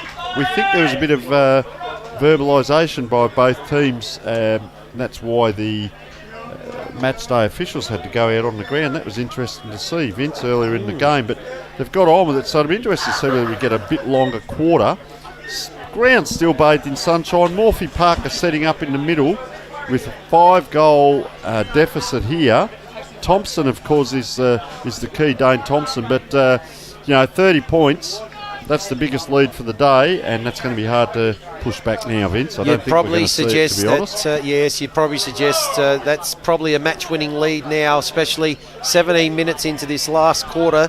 So after conceding a goal in the first minute, they've kicked the last 3 to kick away here, the Cats, And if at the Cattery. If you've kicked 7 and you need another 5, and you've kicked 7 in 3.5 quarters, it makes it hard. 5 in 10 minutes will be difficult, but Big Martin now, Czar's gone off he's gone to the forward pocket, and Big Martin's come in to take the ruck. So one puts the big mid up, but it goes through to Hankin. Hankin tackled him, dropped the ball, and then was tackled and gets the free kick for being held. So where's he going to go? Hurry up, young man, you've got to kick 5. He goes out wide to a one-on-one.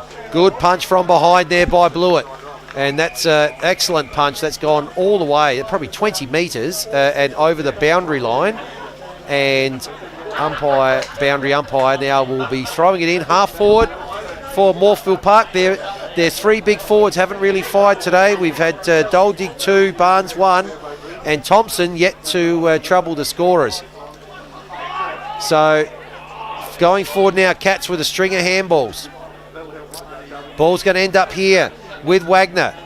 Gets it out wide, looking there for Wolford. Wolford with the left foot, gets it in front, and the mark's going to be taken there by Callery. Callery just coming into the ground. He's got to go to Proud. Where's Proud? No, he's decided to go back. He reckons he can make the distance. Similar distance to the last kick he had.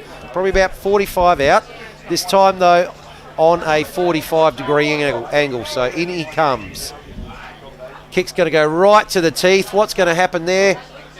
Spilling over. Oh, no, he's going to be kicked off the ground. I thought it should have been punched through, surely. No, it was touched and hit the post and then came back out before Czar actually did kick it through. So... Kicking now, number 15 is Nicholas Hankin. Oh, geez, gone out wide. Don't put it out there because Inglis might be out there. Anyway, around it comes, and Moriarty it is on that far side. It's getting very close. Great to see. Look at that in the background. The little kids, the parents, the seats are out, standing up in the sun. Beautiful work out there. Boundary umpire comes in to throw it in. Has a look. Over it comes. That's a big high throw too. Ruckman go up, bobbling around there. Just a hack kick forward. That's an inside-out screwy. And number 23 is Benjamin Walter. Goes this way, goes that way. Gets it on the left foot. Geez, I tell you what, he kicked it into a spot there. Proud, can he get it? He gets around, lines it up, walks in, and misses. That might mean the pom-pom goes off the top of the beanie, Vince. Well, the pom-pom... If he is the one we decide on. We did have a bit of a look through our team list there a little minute ago, and I was thinking myself, maybe if he gets one more, that probably seals the deal. I thought coming in there for number 6 for sure, but he's missed there from point blank. In fact, it was actually harder for him to miss than to kick it. Anyway, he's applied a tackle here. It's a bit high, and he's given away. Now he's given away the free kick as well. That'll be taken there by Frankenfeld. Frankenfeld, one of the better players last time these two teams played, but he's had a bit of a quieter game today.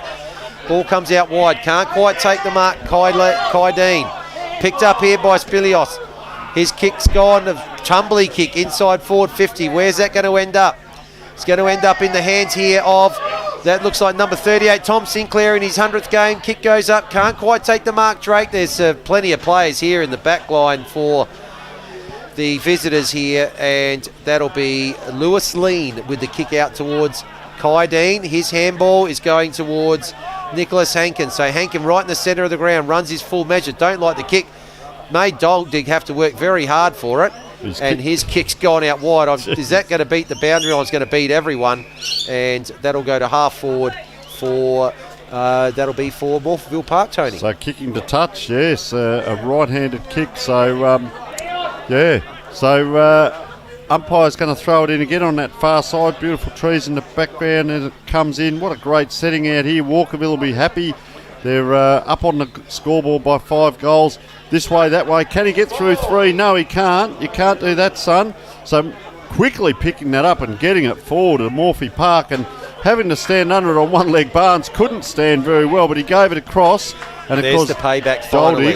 Doldig gets the goal. And Barnes has just taken himself off again. He's just hopping and hobbling here as he comes off. So not real good for him. I hope he recovers for next week's game. I've I've got a score. I believe that Hope Valley are way out in front of who are they playing again today, Vince? Game today. Oh well, they're playing Kilburn. Of course. So that had no impact on this game at all. Well, it probably has an impact on the other top 4 clash today between Pembroke and that'll be Smosh. Well, it's currently 17-17 to 3 goals 4, so 34 scoring shots to 7 down there. So big win there for Hope Valley, and ball back in the middle now. Ruckman's shielding his eyes. I keep saying all the players this side of the tap. He tapped it to the opposite Ruckman then. Oh, geez, taken there. Peter. Medical room will be busy, fellas. Only a couple of weeks to go before the finals, and unfortunately, again, Edward Doak off the ground, wobbling past me. Chris Barnes was also off the ground, so from Morphy's point of view, they've got some injuries, and also for Walkerville, they're looking to just getting across the line. And remember, players need to be nurtured now, only a couple of weeks before we all get going in September. So thank you very much, Peter, as Walkerville again in their forward line. Player had a very good day. He is Wolford. Gives it back. Oh, around the corner. That's ambitious by Jack Rowe as the call came goal, goal, goal. And I don't think he was looking anywhere else anyway. But you've got to give it a go.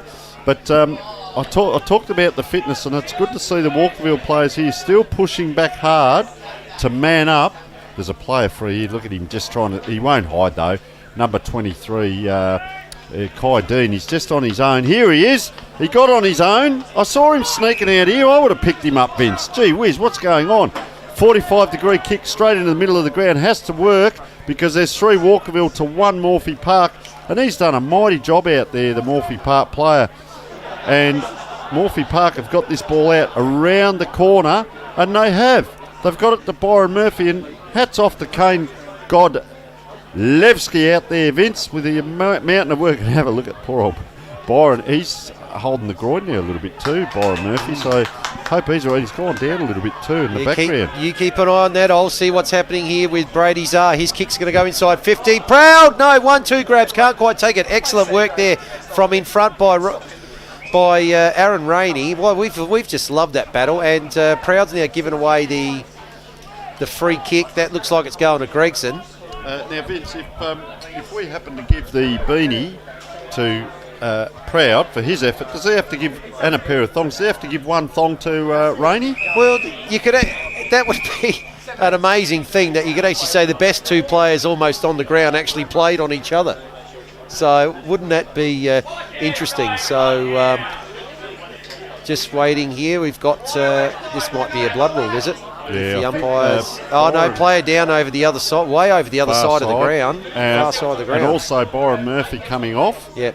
Here, so he's just struggling to get off. So, geez, I'll tell you what. Could be an arm problem here. That could be Ben Walter, is it? Number 23. I can see the 2. Just look. He's not good. The elbow, So it is. Yeah. He's definitely got a problem there. I think it's the shoulder, Vince. He's already bandaged up. So, geez, you don't like to see that. Just as Peter mentioned, the injuries. And so if he's off on the far side, the player just trotting on. He's obviously not coming back on. So we're Wagner back on. But the ball's now coming up towards the Morphettville Park half-forward line. There can't be long to go here. 26-minute mark of the last quarter. And there's going to be an opportunity here to the ball to come out wide. To Spirios, can't quite take it. In dispute, umpire's going to come in and ball it up. So, ball up down in the shade now as it creeps across the ground. Up it goes, very close to the boundary, or taken in the back. Umpires let it go, so Walkerville get a clearing kick. It's a hack forward. We've seen a few of those today. Not able to take it was Hankin. Still after it. Walkerville players, they are fighting hard for that ball. This way, that way, into the middle. 2 handballs, chain of handballs. Next one has to hit. That's a throw. I tell you what, he's had a great game, Rainey. Slow to get up off the ground, the players. Doldig now, can't get after it. He's just floating off the back of it. Walkerville player on, just with one hand, got it onto the boot, and Lincoln Blewett it was, out onto the wing. He's played a great game too. Jai Drake, really good. He had a really good second and third quarter there. and a little push in the back. And Ryan Madden, we haven't called him. I don't reckon he's been on the ground a lot today, Vince. He's probably been doing a bit too much coaching today and less playing. Well, fair call. Geez, imagine if they got him up their sleeve. Interesting. Look at Walkerville. They're still pressing down the ground. They're still getting into positions. That's important to do. 27 minutes into the last quarter, as Ryan Madden comes in, lifts the ball high. That works though. That's his first. So there is, pardon me, so, yes, final score, and he's going to have to announce himself tonight as one of the goal scorers. So 13 goals, 11. What's that? 96. No, 89, mate. 89. 89. And 8-9, 57. So 22. Sorry, 89. 32 points, so they blew it out. Win. So that was a convincing last quarter by the Cats here. So I just having a look at the 4 goals too. They kicked their Vince at the ladder, and not sure whether that would be enough for them to overtake Morphettville Park into second spot. They'll certainly be equal on points now in second and third, but probably not enough for them to take over the from a percentage wise, but if nothing else, it gives them a little bit of impetus and momentum going into the game that we expect that they'll be playing in a couple of weeks' time. So 5-2 win at home for Walkerville. Very good win. As I said at the start of the game, you don't lose at home and you don't lose 2 in a row. Well, they bounced back after last week.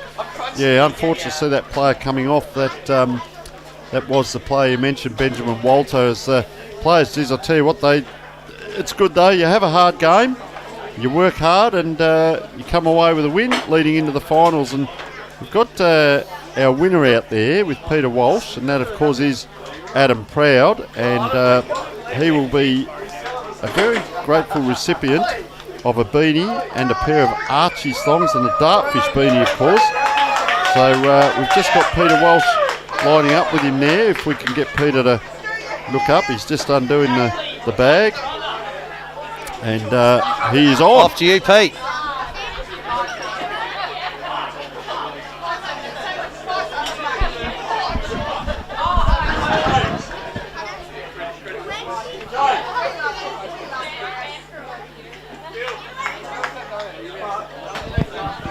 I reckon I had 5 in the end, but that's just the way we play our forward line. We try and have 3 bigs and try and get up the ground and then move back.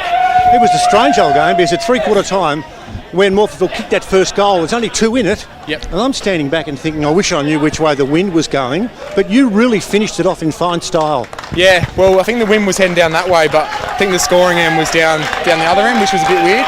But Morphy Park are a great outfit, and I think we'll be coming against them in a couple of weeks' time, so it's good to get the win, and well done to our boys. Where do you think it turned around for you to be able to win so convincingly in the finish? I think it was our pressure, to be honest. Last week against Hope Valley, they came out and jumped us. I think they got on top of us with their pressure, so I think that was a big focus for us this week, and I think our pressure around the ball was fantastic. Back line did a great job, and then I thought the forward line pressure was really good as well. Do you like playing in finals? What's your record like at any level? Yeah, not too bad. Ended up winning the grand final last year, which was good. So hopefully we can do all right this year with the new final fixture. Okay, well, stick this on your scone. That's the Dartfish magnificent beanie. What do you reckon? You like that? Yeah, it's good. I'll be wearing it tonight, I reckon, if it gets a bit too cold. You really mean that or not? Yeah, I do mean that. I'll send a few photos through. Good work. And also the thongs, you get those. You don't have to wear them now because it's a bit on the coolish side, but these are, of course, the very much valued sponsors of our coverage whenever we look to community football. They might not fit my big feet, so I might have to give them away, I reckon. No. Now, you've got it together now, a couple of weeks to go. It's the right time to be playing good, strong football against sides that you'll play in the finals. Yeah, absolutely, and that's what we did last year. Our final 4 or 5 games is really good, and then we end up getting momentum and winning the grand final. So I think after today, hopefully we can do that again, I reckon. It's quite fetching, actually, that. No worries. Good stuff. Congratulations, not just for yourself, but for the team effort in a convincing win, and all the best for the next couple of finals. Thank you very much. Awesome. Thank you. Cheers. That's the proud man who is here for all good reasons, and he's jogging off now and he's being adulated by the fan club, which is plentiful.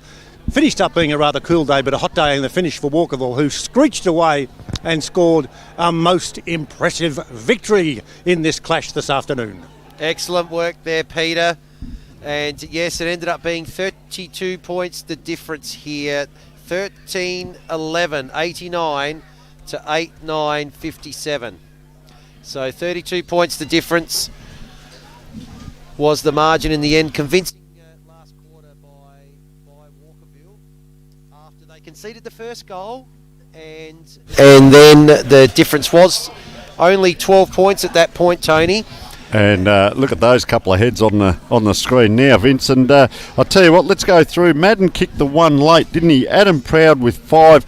I reckon he kicked 5-4 or 5-5. Yeah, he missed a few. He kicked the one on the full. We call him. He's got a beautiful kick on him, and he's kicked that on the full.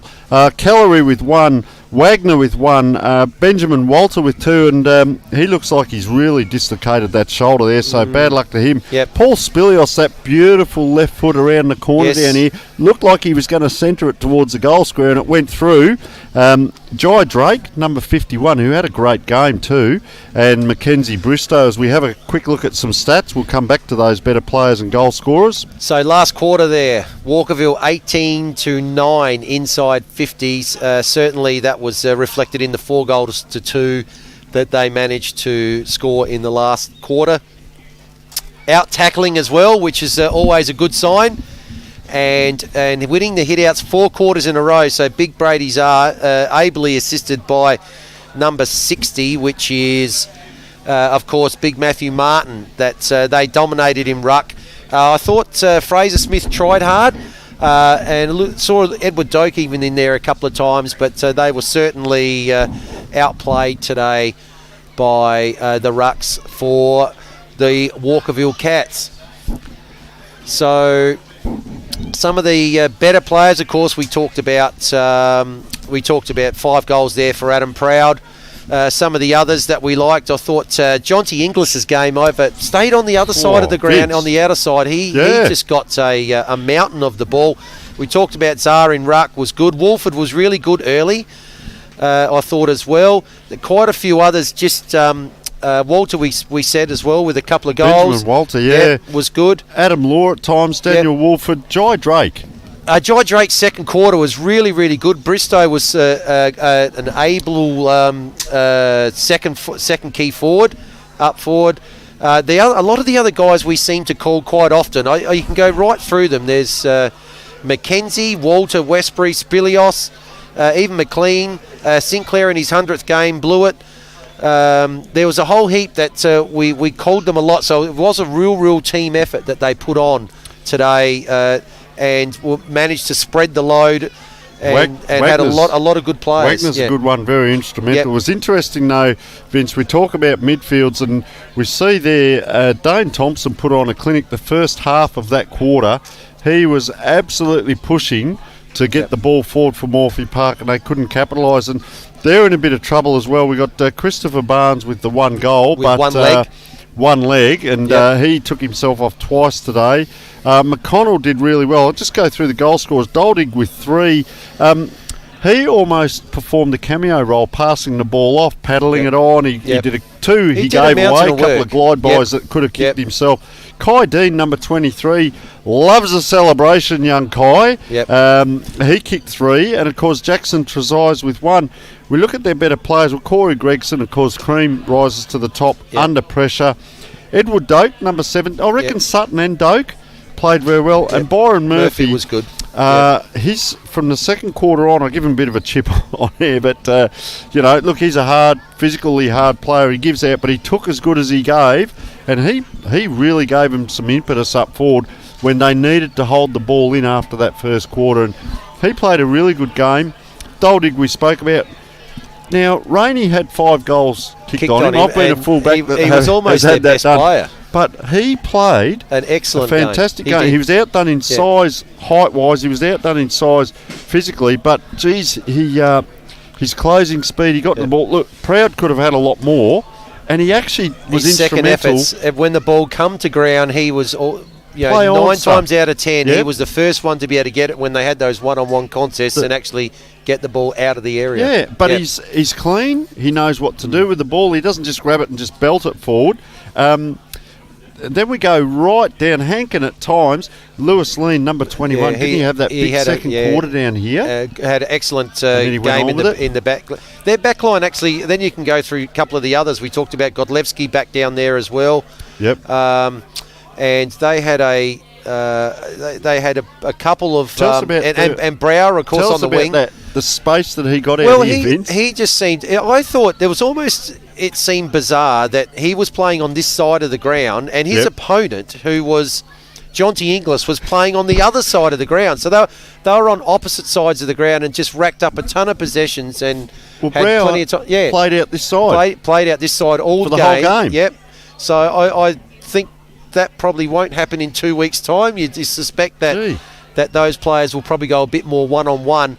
But it was an interesting byproduct that we watched throughout the game where they were just racking up a ton of ball in space and playing on the same side of the ground for the whole game. And of course, the last one I had just said Godlewski was Fraser Smith early on, number 26. So if we sort of look at some of the game styles and patterns of plays, the forward entries in the first quarter, Walkerville, of course, got that ball forward quite easily, and there was a lot of space. And we spoke about that at quarter time, whether the coaches would actually pick up and say, okay, let's tighten up. And in that second quarter, mate, the pressure applied by Morphettville Park, top teams don't let that happen and just get away. You know, it was 5-5 to 2-1 at quarter time. Well, they came back. They kicked really tightened up in 2 goals, 5 for the quarter. That, as we mentioned, that could have been the difference and got a little bit closer. And they'll bounce back, of course, for next week leading into the finals. Like you said, they may meet first week of the finals. Well, it's probably highly likely that'll be the case, expecting that Pembroke, if they win today against Smosh, who are fourth, they are percentage plus a game with only one to go. So they will finish top, which means that second and third will meet. Obviously, with Hope Valley having a big win today over Kilburn, they now jump into fourth spot, which is interesting. But next week, Hope Valley have got Mitcham. No, Mitcham, sorry. Hope Valley have got Mitcham. Morphettville Park and Pembroke, which could be a dress rehearsal.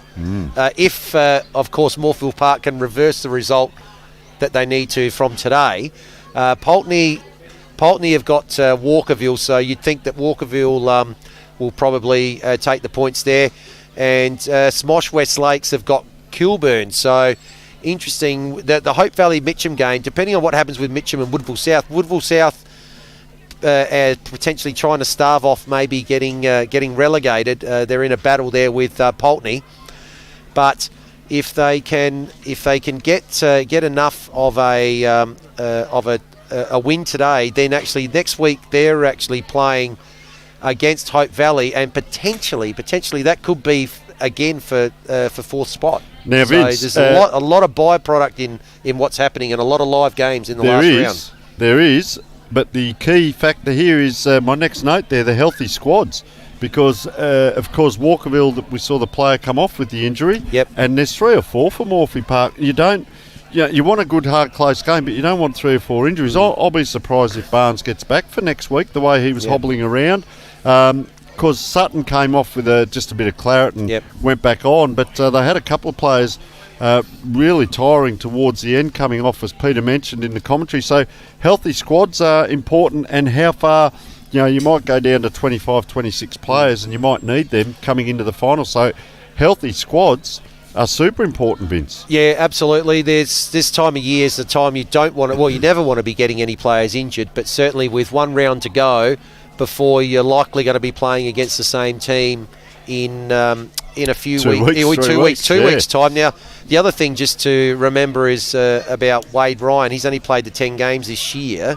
Actually kicked 6 the last time these two teams played. So who's he for? Morphettville Park? So he's with Walkerville. So we're not sure what his status is, but he'd certainly be a very handy player if he was able to come back in. Don't know if he's injured for the rest of the season or not. Now, I spoke about the forward entries for both teams. I looked at the kick-ins today because I'm always interested in what teams do.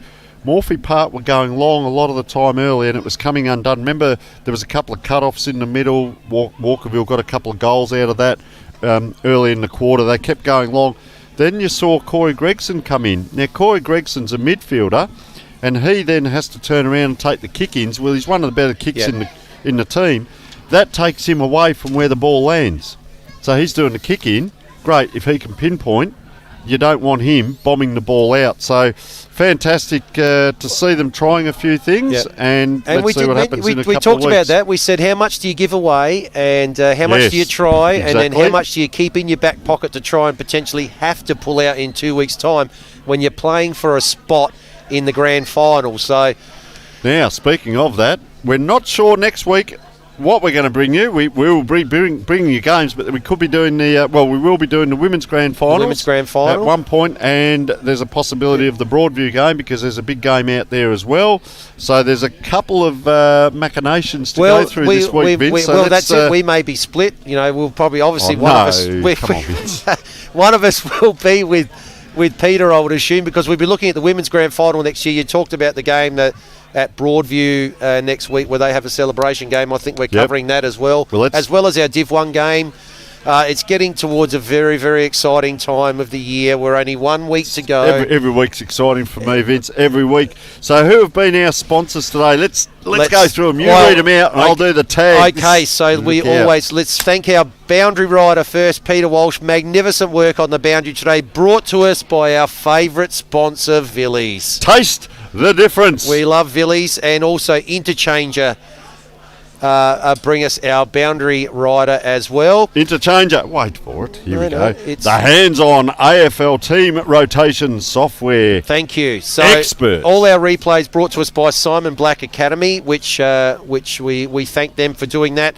Our Sports Interactive scoreboard kept you updated with scores throughout the day. Creating better players, one coach at a time. I hope they've got lights here, Vince. This is fun. Come on. Well, they're going to have to. Oh, shadows just coming across the ground. Thanking all our crew here, our two Jameses, Tim as well, who are all part of Dartfish. Cam on stats. He's gone to sleep over here in the corner. Stats, no, he's awake. Cam on stats, of course, yes. And all brought to us by Dartfish and Filming Footy. And, of course, our pre-game and now our post-game brought to us by catch.com.au. Screaming good deals. So, again, thank you to everyone. Thank you to everyone who tuned in to watch a pretty dominant performance by the Cats here at the Cattery. So they'll be pretty happy to put that one in the bank and look forward to probably a rematch in 2 weeks' time. That'll be it from us for now. And on behalf of my co-commentator Tony Neal and myself, we'll see you somewhere in the next week. In the football hemisphere. In the football hemisphere. We not sure where it'll be, but the women's grand final, I tell you what, next week, that'll be an absolute belter. And we may end up doing that because it's just a beautiful sunny day. Won't sleep you know this week. That the sunshine's coming out because that means that September's coming, the greatest month of the year. So thank you all, folks, and we look forward to seeing you all again next week.